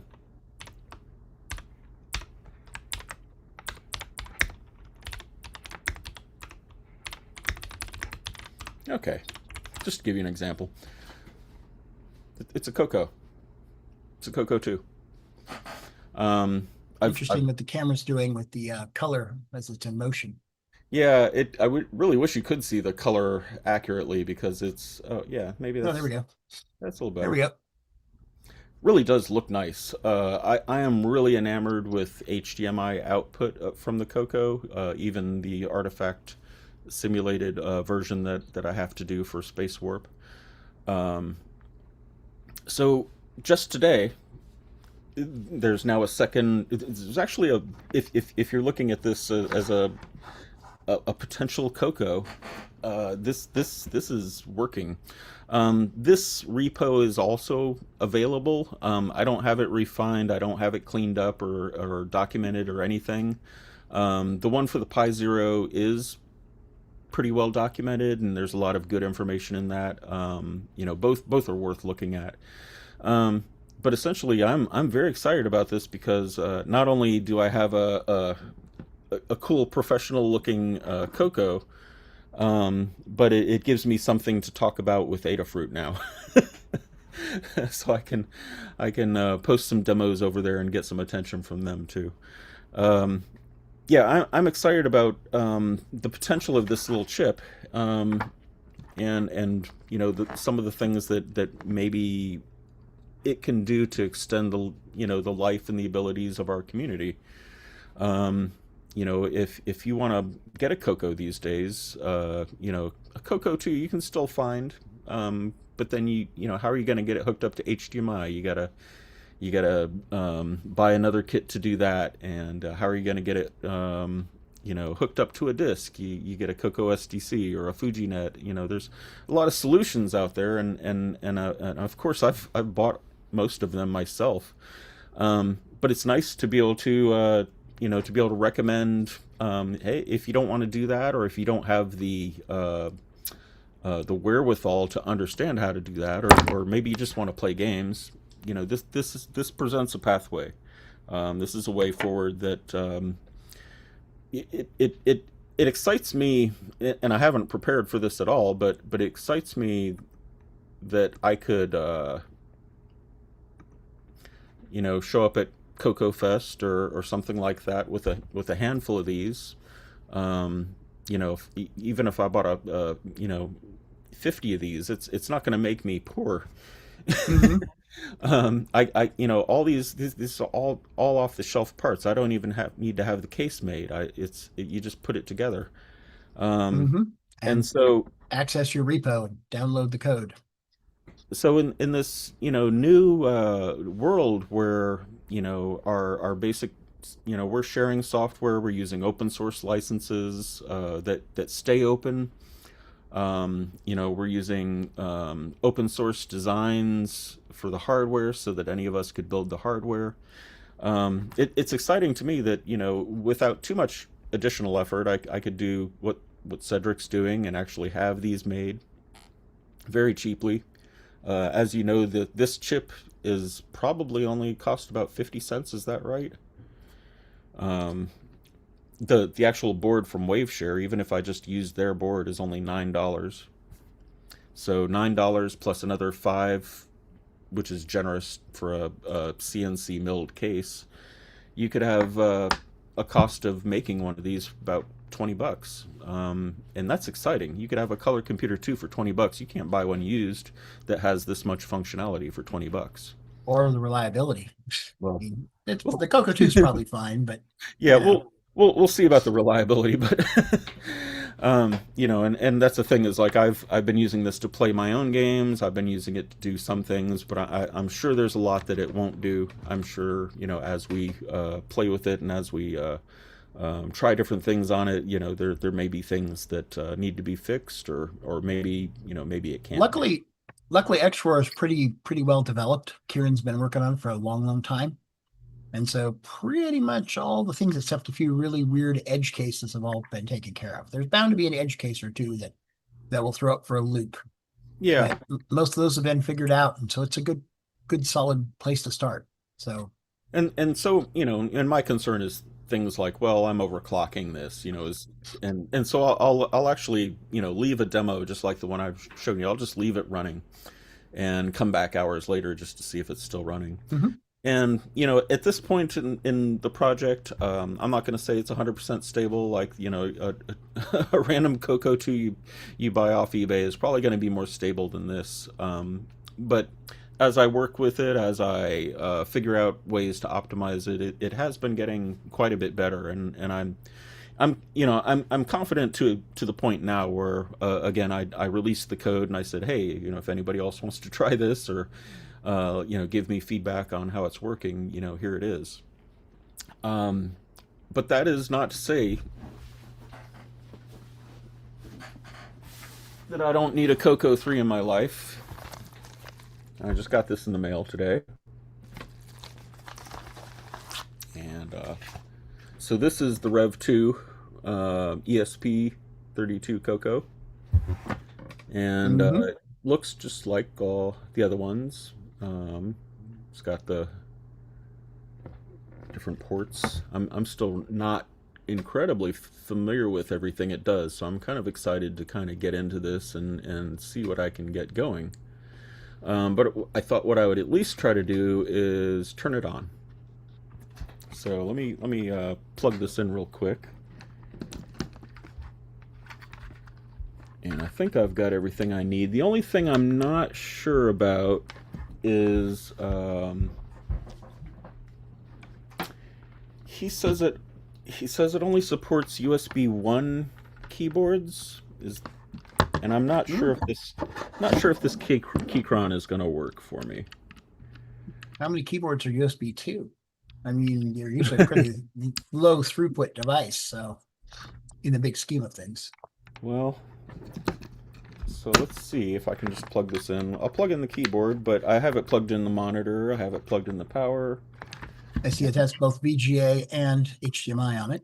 Yeah, it does. I'm kind of excited to try that because I don't know if I'm sure you've heard this, but the latest fad in retro computing is to use CRTs. Oh, that's come back again. James Jones is asking, any emulators emulate the Gimme XYZ? As far as I know, there's currently the ones are just targeting standard Gimme, standard modes. Yeah, Do you know and differently? I haven't heard differently. I have not. Here's my extent of color computer 3 knowledge. I had Claude basically do some market research for me to tell me what all the differences are. And actually, if you go to the CoCo project, there is a file in there called CoCo 3 with all the dirt. So CoCo project. Okay, that's on your Git. yeah. In fact, it's a fun project to explore. There's a lot of stuff in there that I have gleaned through my research, through my connections to the community. It's great when you don't know things and you want to figure out what the lay of the land is. You can start asking questions to Claude, have it start doing some web searches. Give it some documentation, ask it some questions, and by the time you're done, it's created enough context to create a detailed documentation, a detailed document about your conversation, and organize that into something that somebody would actually want to read. So again, that is a fun repository to explore, even if you don't want to read the code. It is kind of fun to look through, and even if you just want to look at the pictures that were generated for the tutorial, some of those are pretty funny. But here we go. I'm going to switch my camera again, and we'll see what happens when I turn this on. That's interesting sounding. Yeah, that's Claude. Okay. He's talking to me. But I just switched it on. It's got power. Oh, there it is. And Microware, CoCo 3. My keyboard doesn't look like it's powered. Or it's got power, but it's not lit up. Yeah. Okay. I thought that might be a problem, so I brought a couple of extra keyboards just to try. Hold on. One of the problems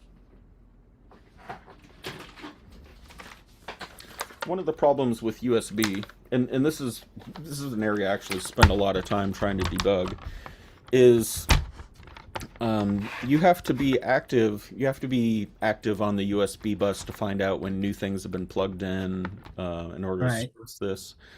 And there's different architectures. One really nice thing about the Adafruit, the Fruit Jam, is that it actually has a USB hub built into it. So you can connect as many things as I guess up to 4 devices to it, possibly more, because it has this hub and it has the driver software that recognizes the hub. So that's one nice thing about the Adafruit. It really is kind of a complete package. And it does have a really nice dedicated audio out. So if HDMI audio isn't your thing, you can still get audio from it. Right.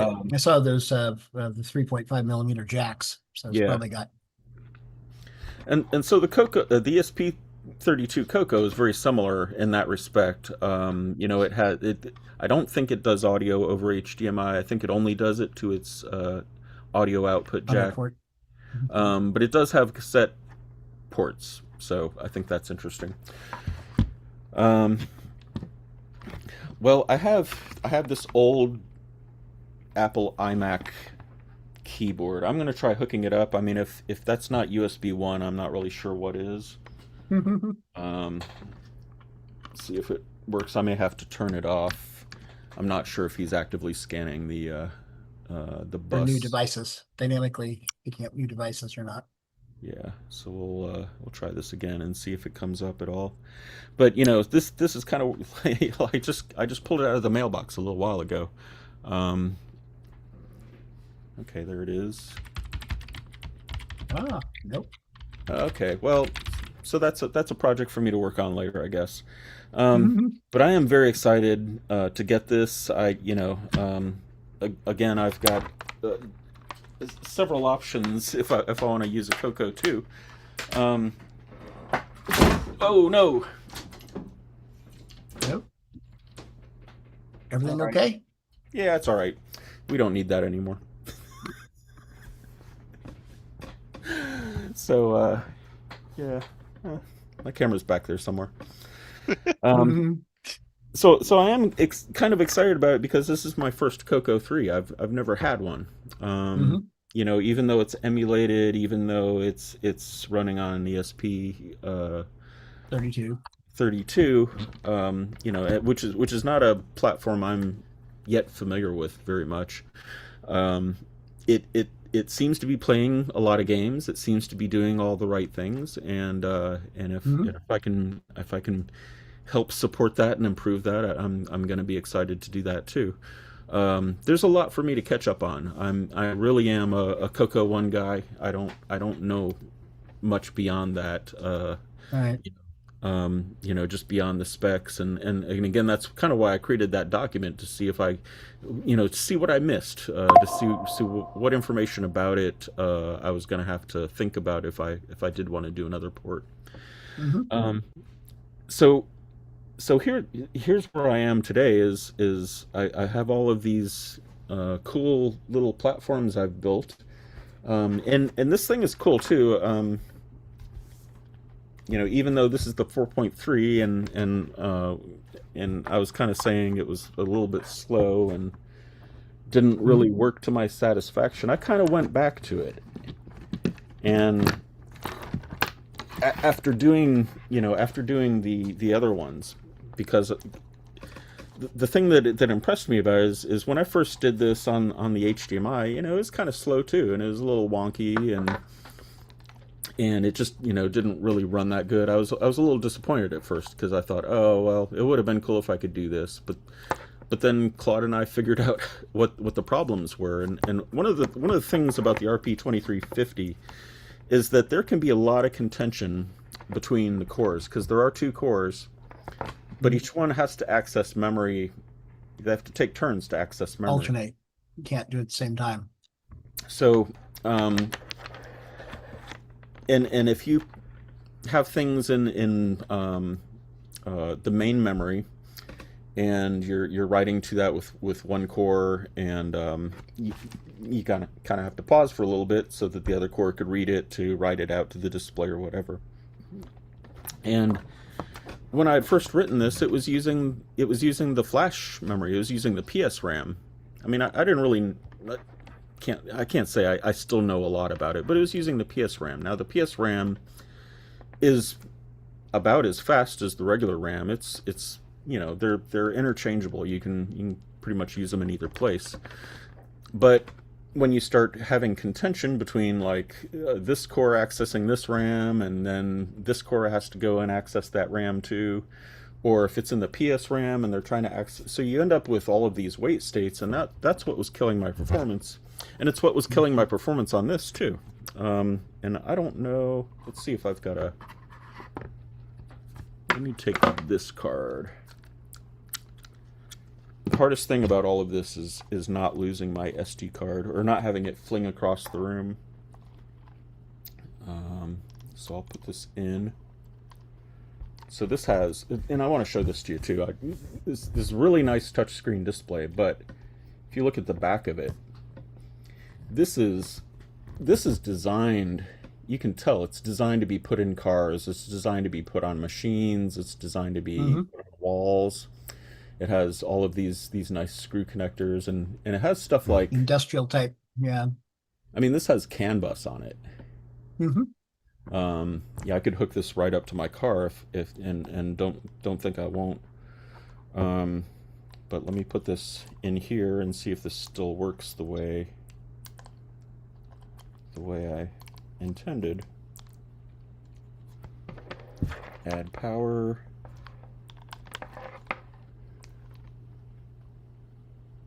Yeah. Yeah, so it's running a little program. I don't really have control of it because again I don't have a keyboard. But I'll do this again just so you can see the little flash of green.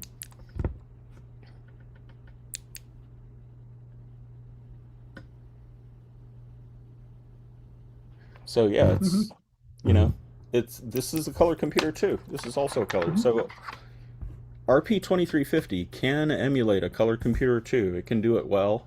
With the 2 cores, you have a lot of options for peripherals.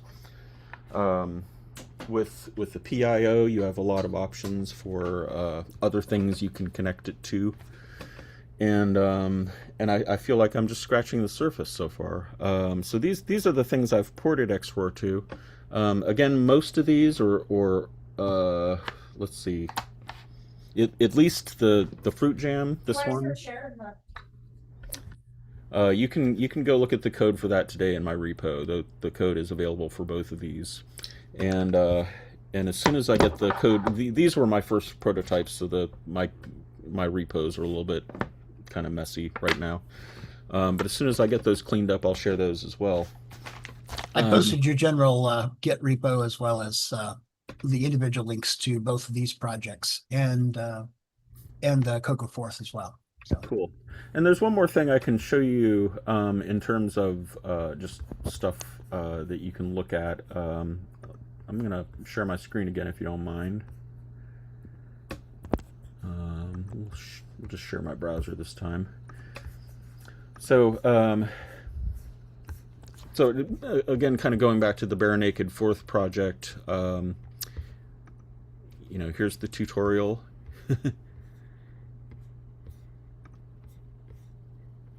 It looks just like it, right?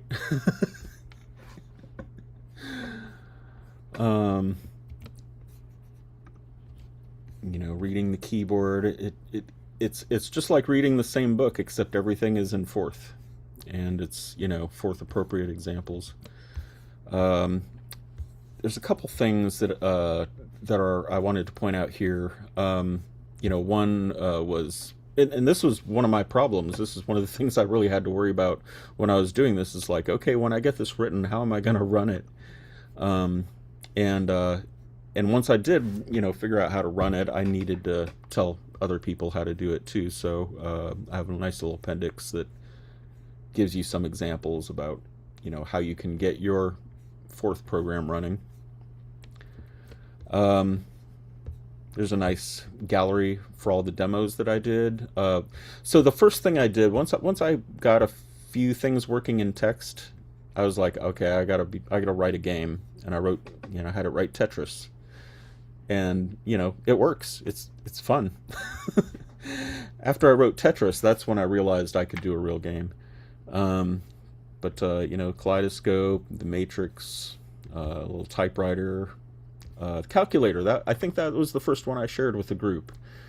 I was reaching out to see if anybody could get it to run, because at the time my CoCo didn't work. I didn't have anything to run it, and so I appreciate everybody who who tried it and gave me that encouragement.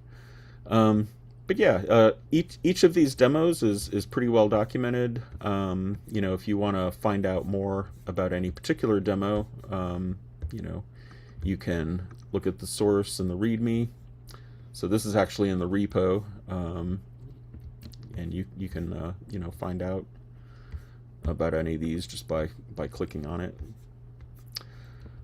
And then the other thing, let's see. Working with, we'll go back to this for a second. The xroar emulator. So in the process of doing the Pi Zero, one of the things I asked Claude to do is sort of as a background task. I said, anything that we learn from doing this, I want you to keep. I want you to document. So even though there was a lot of standard stuff in porting xroar and getting that working, anytime we learned something new, anytime we made a mistake and we figured out the right way to do it, we sort of documented that. And so some of that documentation is what ends up coming in here. But this the coolest thing that I did was I downloaded the xroar repository, and I asked Claude to create a skill called xroar. And so it went through the whole repository, looked at the code, looked at all of the documentation, everything in that repository. I now have a skill that is an expert on that repository. So anytime I have to do something related to xroar in Claude, I can use this command called /xroar, and instantly it'll put on its Kieran hat and give me expert advice about how to solve problems and how to do things in xroar. And so a lot of so that skill, that xroar skill, is what created this xroar emulator documentation. And it and this talks about some of the tips and tricks that you might need to deal with. And then specifically, I had Claude also create a document about working with Claude. This might be one of the most valuable things in the project, to be honest, because I had it write all of this information that we gleaned through writing the project. I sort of had it summarized. Now, if anybody has done documentation with Claude, it's not quite so easy as writing code. Like it'll come up with something, but you'll read it and your first complaint is like, Claude, why so many M dashes? People hate M dashes. And you have to kind of go through it almost sentence by sentence, line by line, to get it to say exactly what you want. I will say that working on documentation using AI is definitely, if you don't care what it says or how it reads, it's easy. You just have it generate and you're done. But if you do care about it, and more importantly, if you care about your audience, you really do have to kind of go through it and read it and kind of clarify things, and not only that, but correct the things that it got wrong. It gets a lot of things wrong, either technically or sometimes just in sentiment. It's like, oh, Claude, you're way too excited about this one feature. Why don't you tone that down a little bit?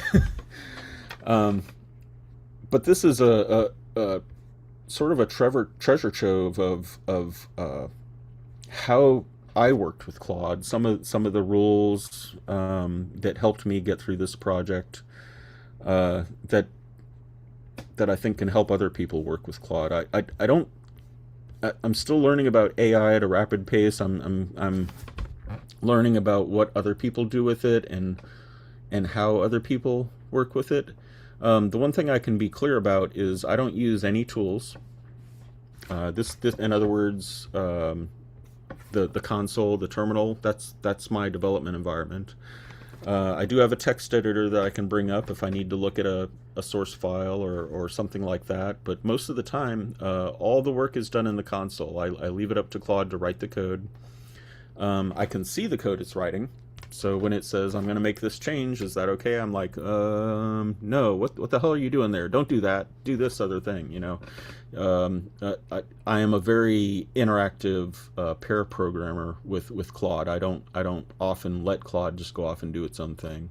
One time I did that and it just started writing a file that I was like, why is my machine getting so slow? And it's like, well, it was writing a file to my disk that was using up all my disk space. I was like, well, you got to stop that. Don't do that. Why are you doing that?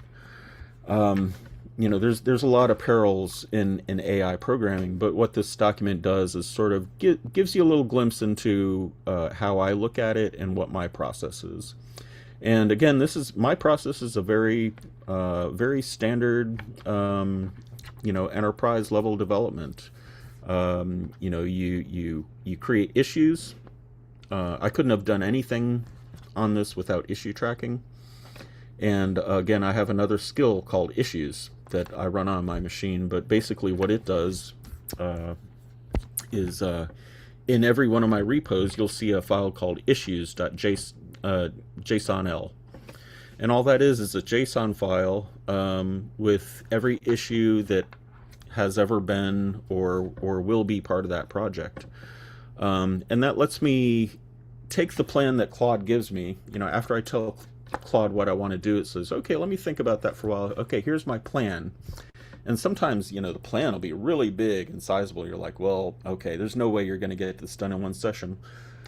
And I always tell it, it's like, okay, take this plan and break it into manageable size chunks that we can prioritize and get done. And it'll do that, and it reprioritizes the issues, gets better context on it, and then I can sell it, okay, do issue number 5, and then when you're done with that, we'll do issue number 6. And it will just, when you reduce the apparent goal for that session, it really focuses Claude on just the thing that you need to do. You don't have to tell it the whole story, but because you have the whole repo there, because Claude Code does work at a directory level, you're not worried about making sure it has access to your source files so that it can look. It does. They're right there, and it's going to use that to answer your questions. If you're starting out a project, one of my favorite things to do is I'll create a directory, and I'll create a README. I'll create a readme.md, and in it, I'll type as much as I can fathom to describe what that project is going to be about. But really, it's a placeholder. And so as soon as I get that README file written and put a few things in it, and maybe I have some PDFs or other documentation I want to add to it to add a little bit more context, but I'll start up Claude and I'll say, hey Claude, I'm starting a new project. Can you make this into a Git repo? Because again, I don't type anymore. I definitely don't type Git commands. I was never good at Git. Every time I did Git on my own, I would end up having to redo it like 2 or 3 times. So that's great. I don't have to do Git anymore. I tell Claude to create my repo. I tell it to create my repo on GitHub. I'll tell it to commit updates and things like that. But mostly I'll tell it what I'm doing and what I need to have done in the project. So we'll have these deep conversations about what the project's about, and then when we're done, Claude always likes to create plans. It's like, okay, I've heard enough. Let me create a plan for you.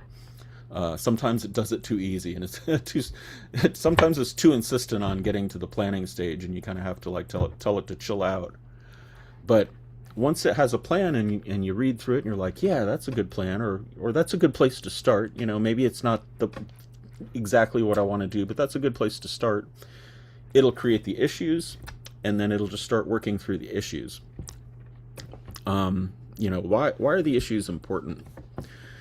Well, the issues are really important to any project, I think. If you go to a GitHub repo, there's issues. You can track issues. If you work for an enterprise level company, they're paying for a product called Jira that is a very expensive web-based issue tracking program that lets your managers criticize what you're spending your time on. I didn't need that. I just needed an XML or a JSON file to keep track of it. So all my projects have this issue tracking, and they're all in a Git repo.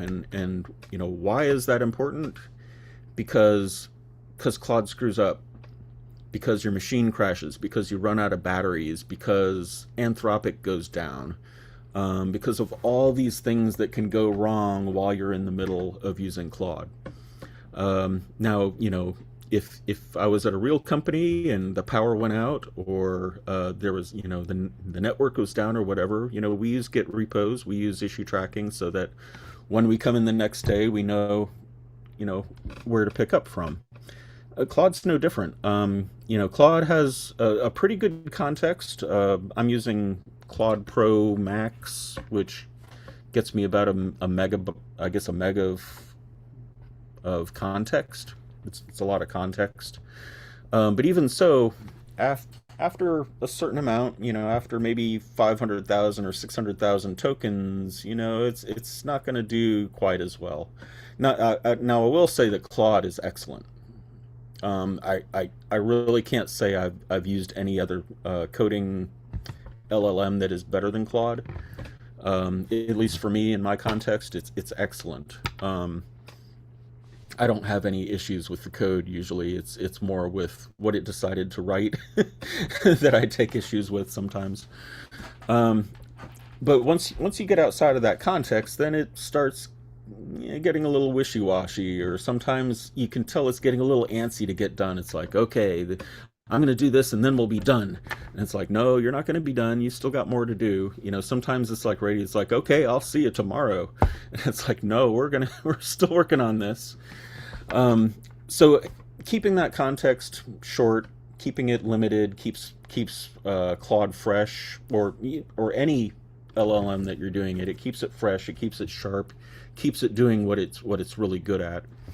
And by having this issue tracking built into the project, I don't have to worry about maintaining a context. If I get stopped in the middle of my work, if I need to switch channels or do something else, it's not a problem, because all that information is right there in my repo. So I can bring this up. You can bring it up in your own repo. You can bring it up locally, and you can bring up Claude, and you can say, hey, Claude, what's going on?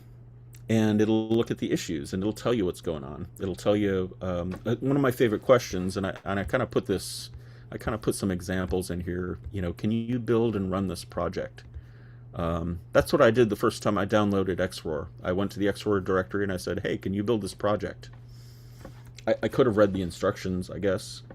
I could have followed the README and done it myself, but Claude did that. And so I downloaded it and built xroar just with this one prompt. Can you build and run this project? Hey, Paul. I have a minor emergency come up, so I need to take off. Hey, Mark B, can you follow up here and shut everything down in a little bit? We're already at like 2 hours, so we don't want to go too much longer. We can always come back and visit this again in the future, Paul. Plus, we're going to get you and the other guys that are doing AI stuff on here in the next little bit too. So Yeah, like Henry. Yep, like Henry, and Jay Cyril also is doing some stuff. So anyway, okay, well, I got to take off. I got something I need to go take care of. So thanks so much, Mark. Okay, Yep. See you guys later for now. So anyway, this is just a good place to get started if you don't know what to do with Claude. I love asking Claude, hey, what's next on the roadmap? Because some days I come back and I honestly can't remember. I don't know where I've left off. I don't know if it's still working. But Claude can kind of quickly look at my issues. It can look at my README. I'm always telling it to boil the plan down into a short roadmap and to put the roadmap in the README. It's one of the first things that Claude is going to look at when it brings up a project. So having all that information available to the LLM in your project so that it can essentially do RAG assisted generation of your code, repository assisted generation, is invaluable as far as I'm concerned. You can't just blindly go in and think that you're going to create the perfect prompt that's going to end up being a final product. And I know a lot of people are trying to do that with different types of agent platforms, and maybe some people are having success. But so I wrote this file just to kind of get people started with it. It's not very detailed, but there's a lot of good things in here that I think are worth looking at if you're into AI based code generation. So yeah, I mean that's what we got here. It's been it's been a lot of fun to work with xroar, and again, just kind of working with the community to to get everything going. And to me, again, I feel just as excited about doing CoCo software as I did when I was 16. It's really amazing to kind of come full circle and to find it again, and to find all of you, including people I used to hear about and read. I'd read about people in Rainbow magazines, and here they are. Everybody's here. So again, thanks for being so welcoming and so accepting of all these crazy, almost crazy ideas. Maybe they're not crazy to our group, but I really have been reaching in a lot of different directions just to try to see what's possible. And what I see, especially through the efforts of other people in the group, is that anything is possible. We just need to kind of work on it together. All right, cool. So yeah, we can probably drop off here. This is probably a good place to drop. If anybody has any questions about any of these, I'm always on the Discord. I'm always on Facebook. You're likely to get a response pretty quickly from me. Likely to get a detailed response from me and as much as attention as you might require.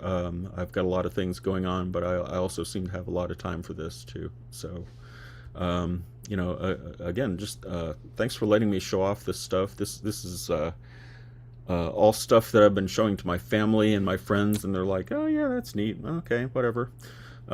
So Yeah, I hopefully, haven't seen anything in the chat here in a little bit, so. okay. All right. Well, unless anybody else has any questions, this is probably a good place to stop. Okay. Well, thank you everybody out there for listening in, and we'll see you next Thursday for Game On Challenge, and next Saturday for the next regular show.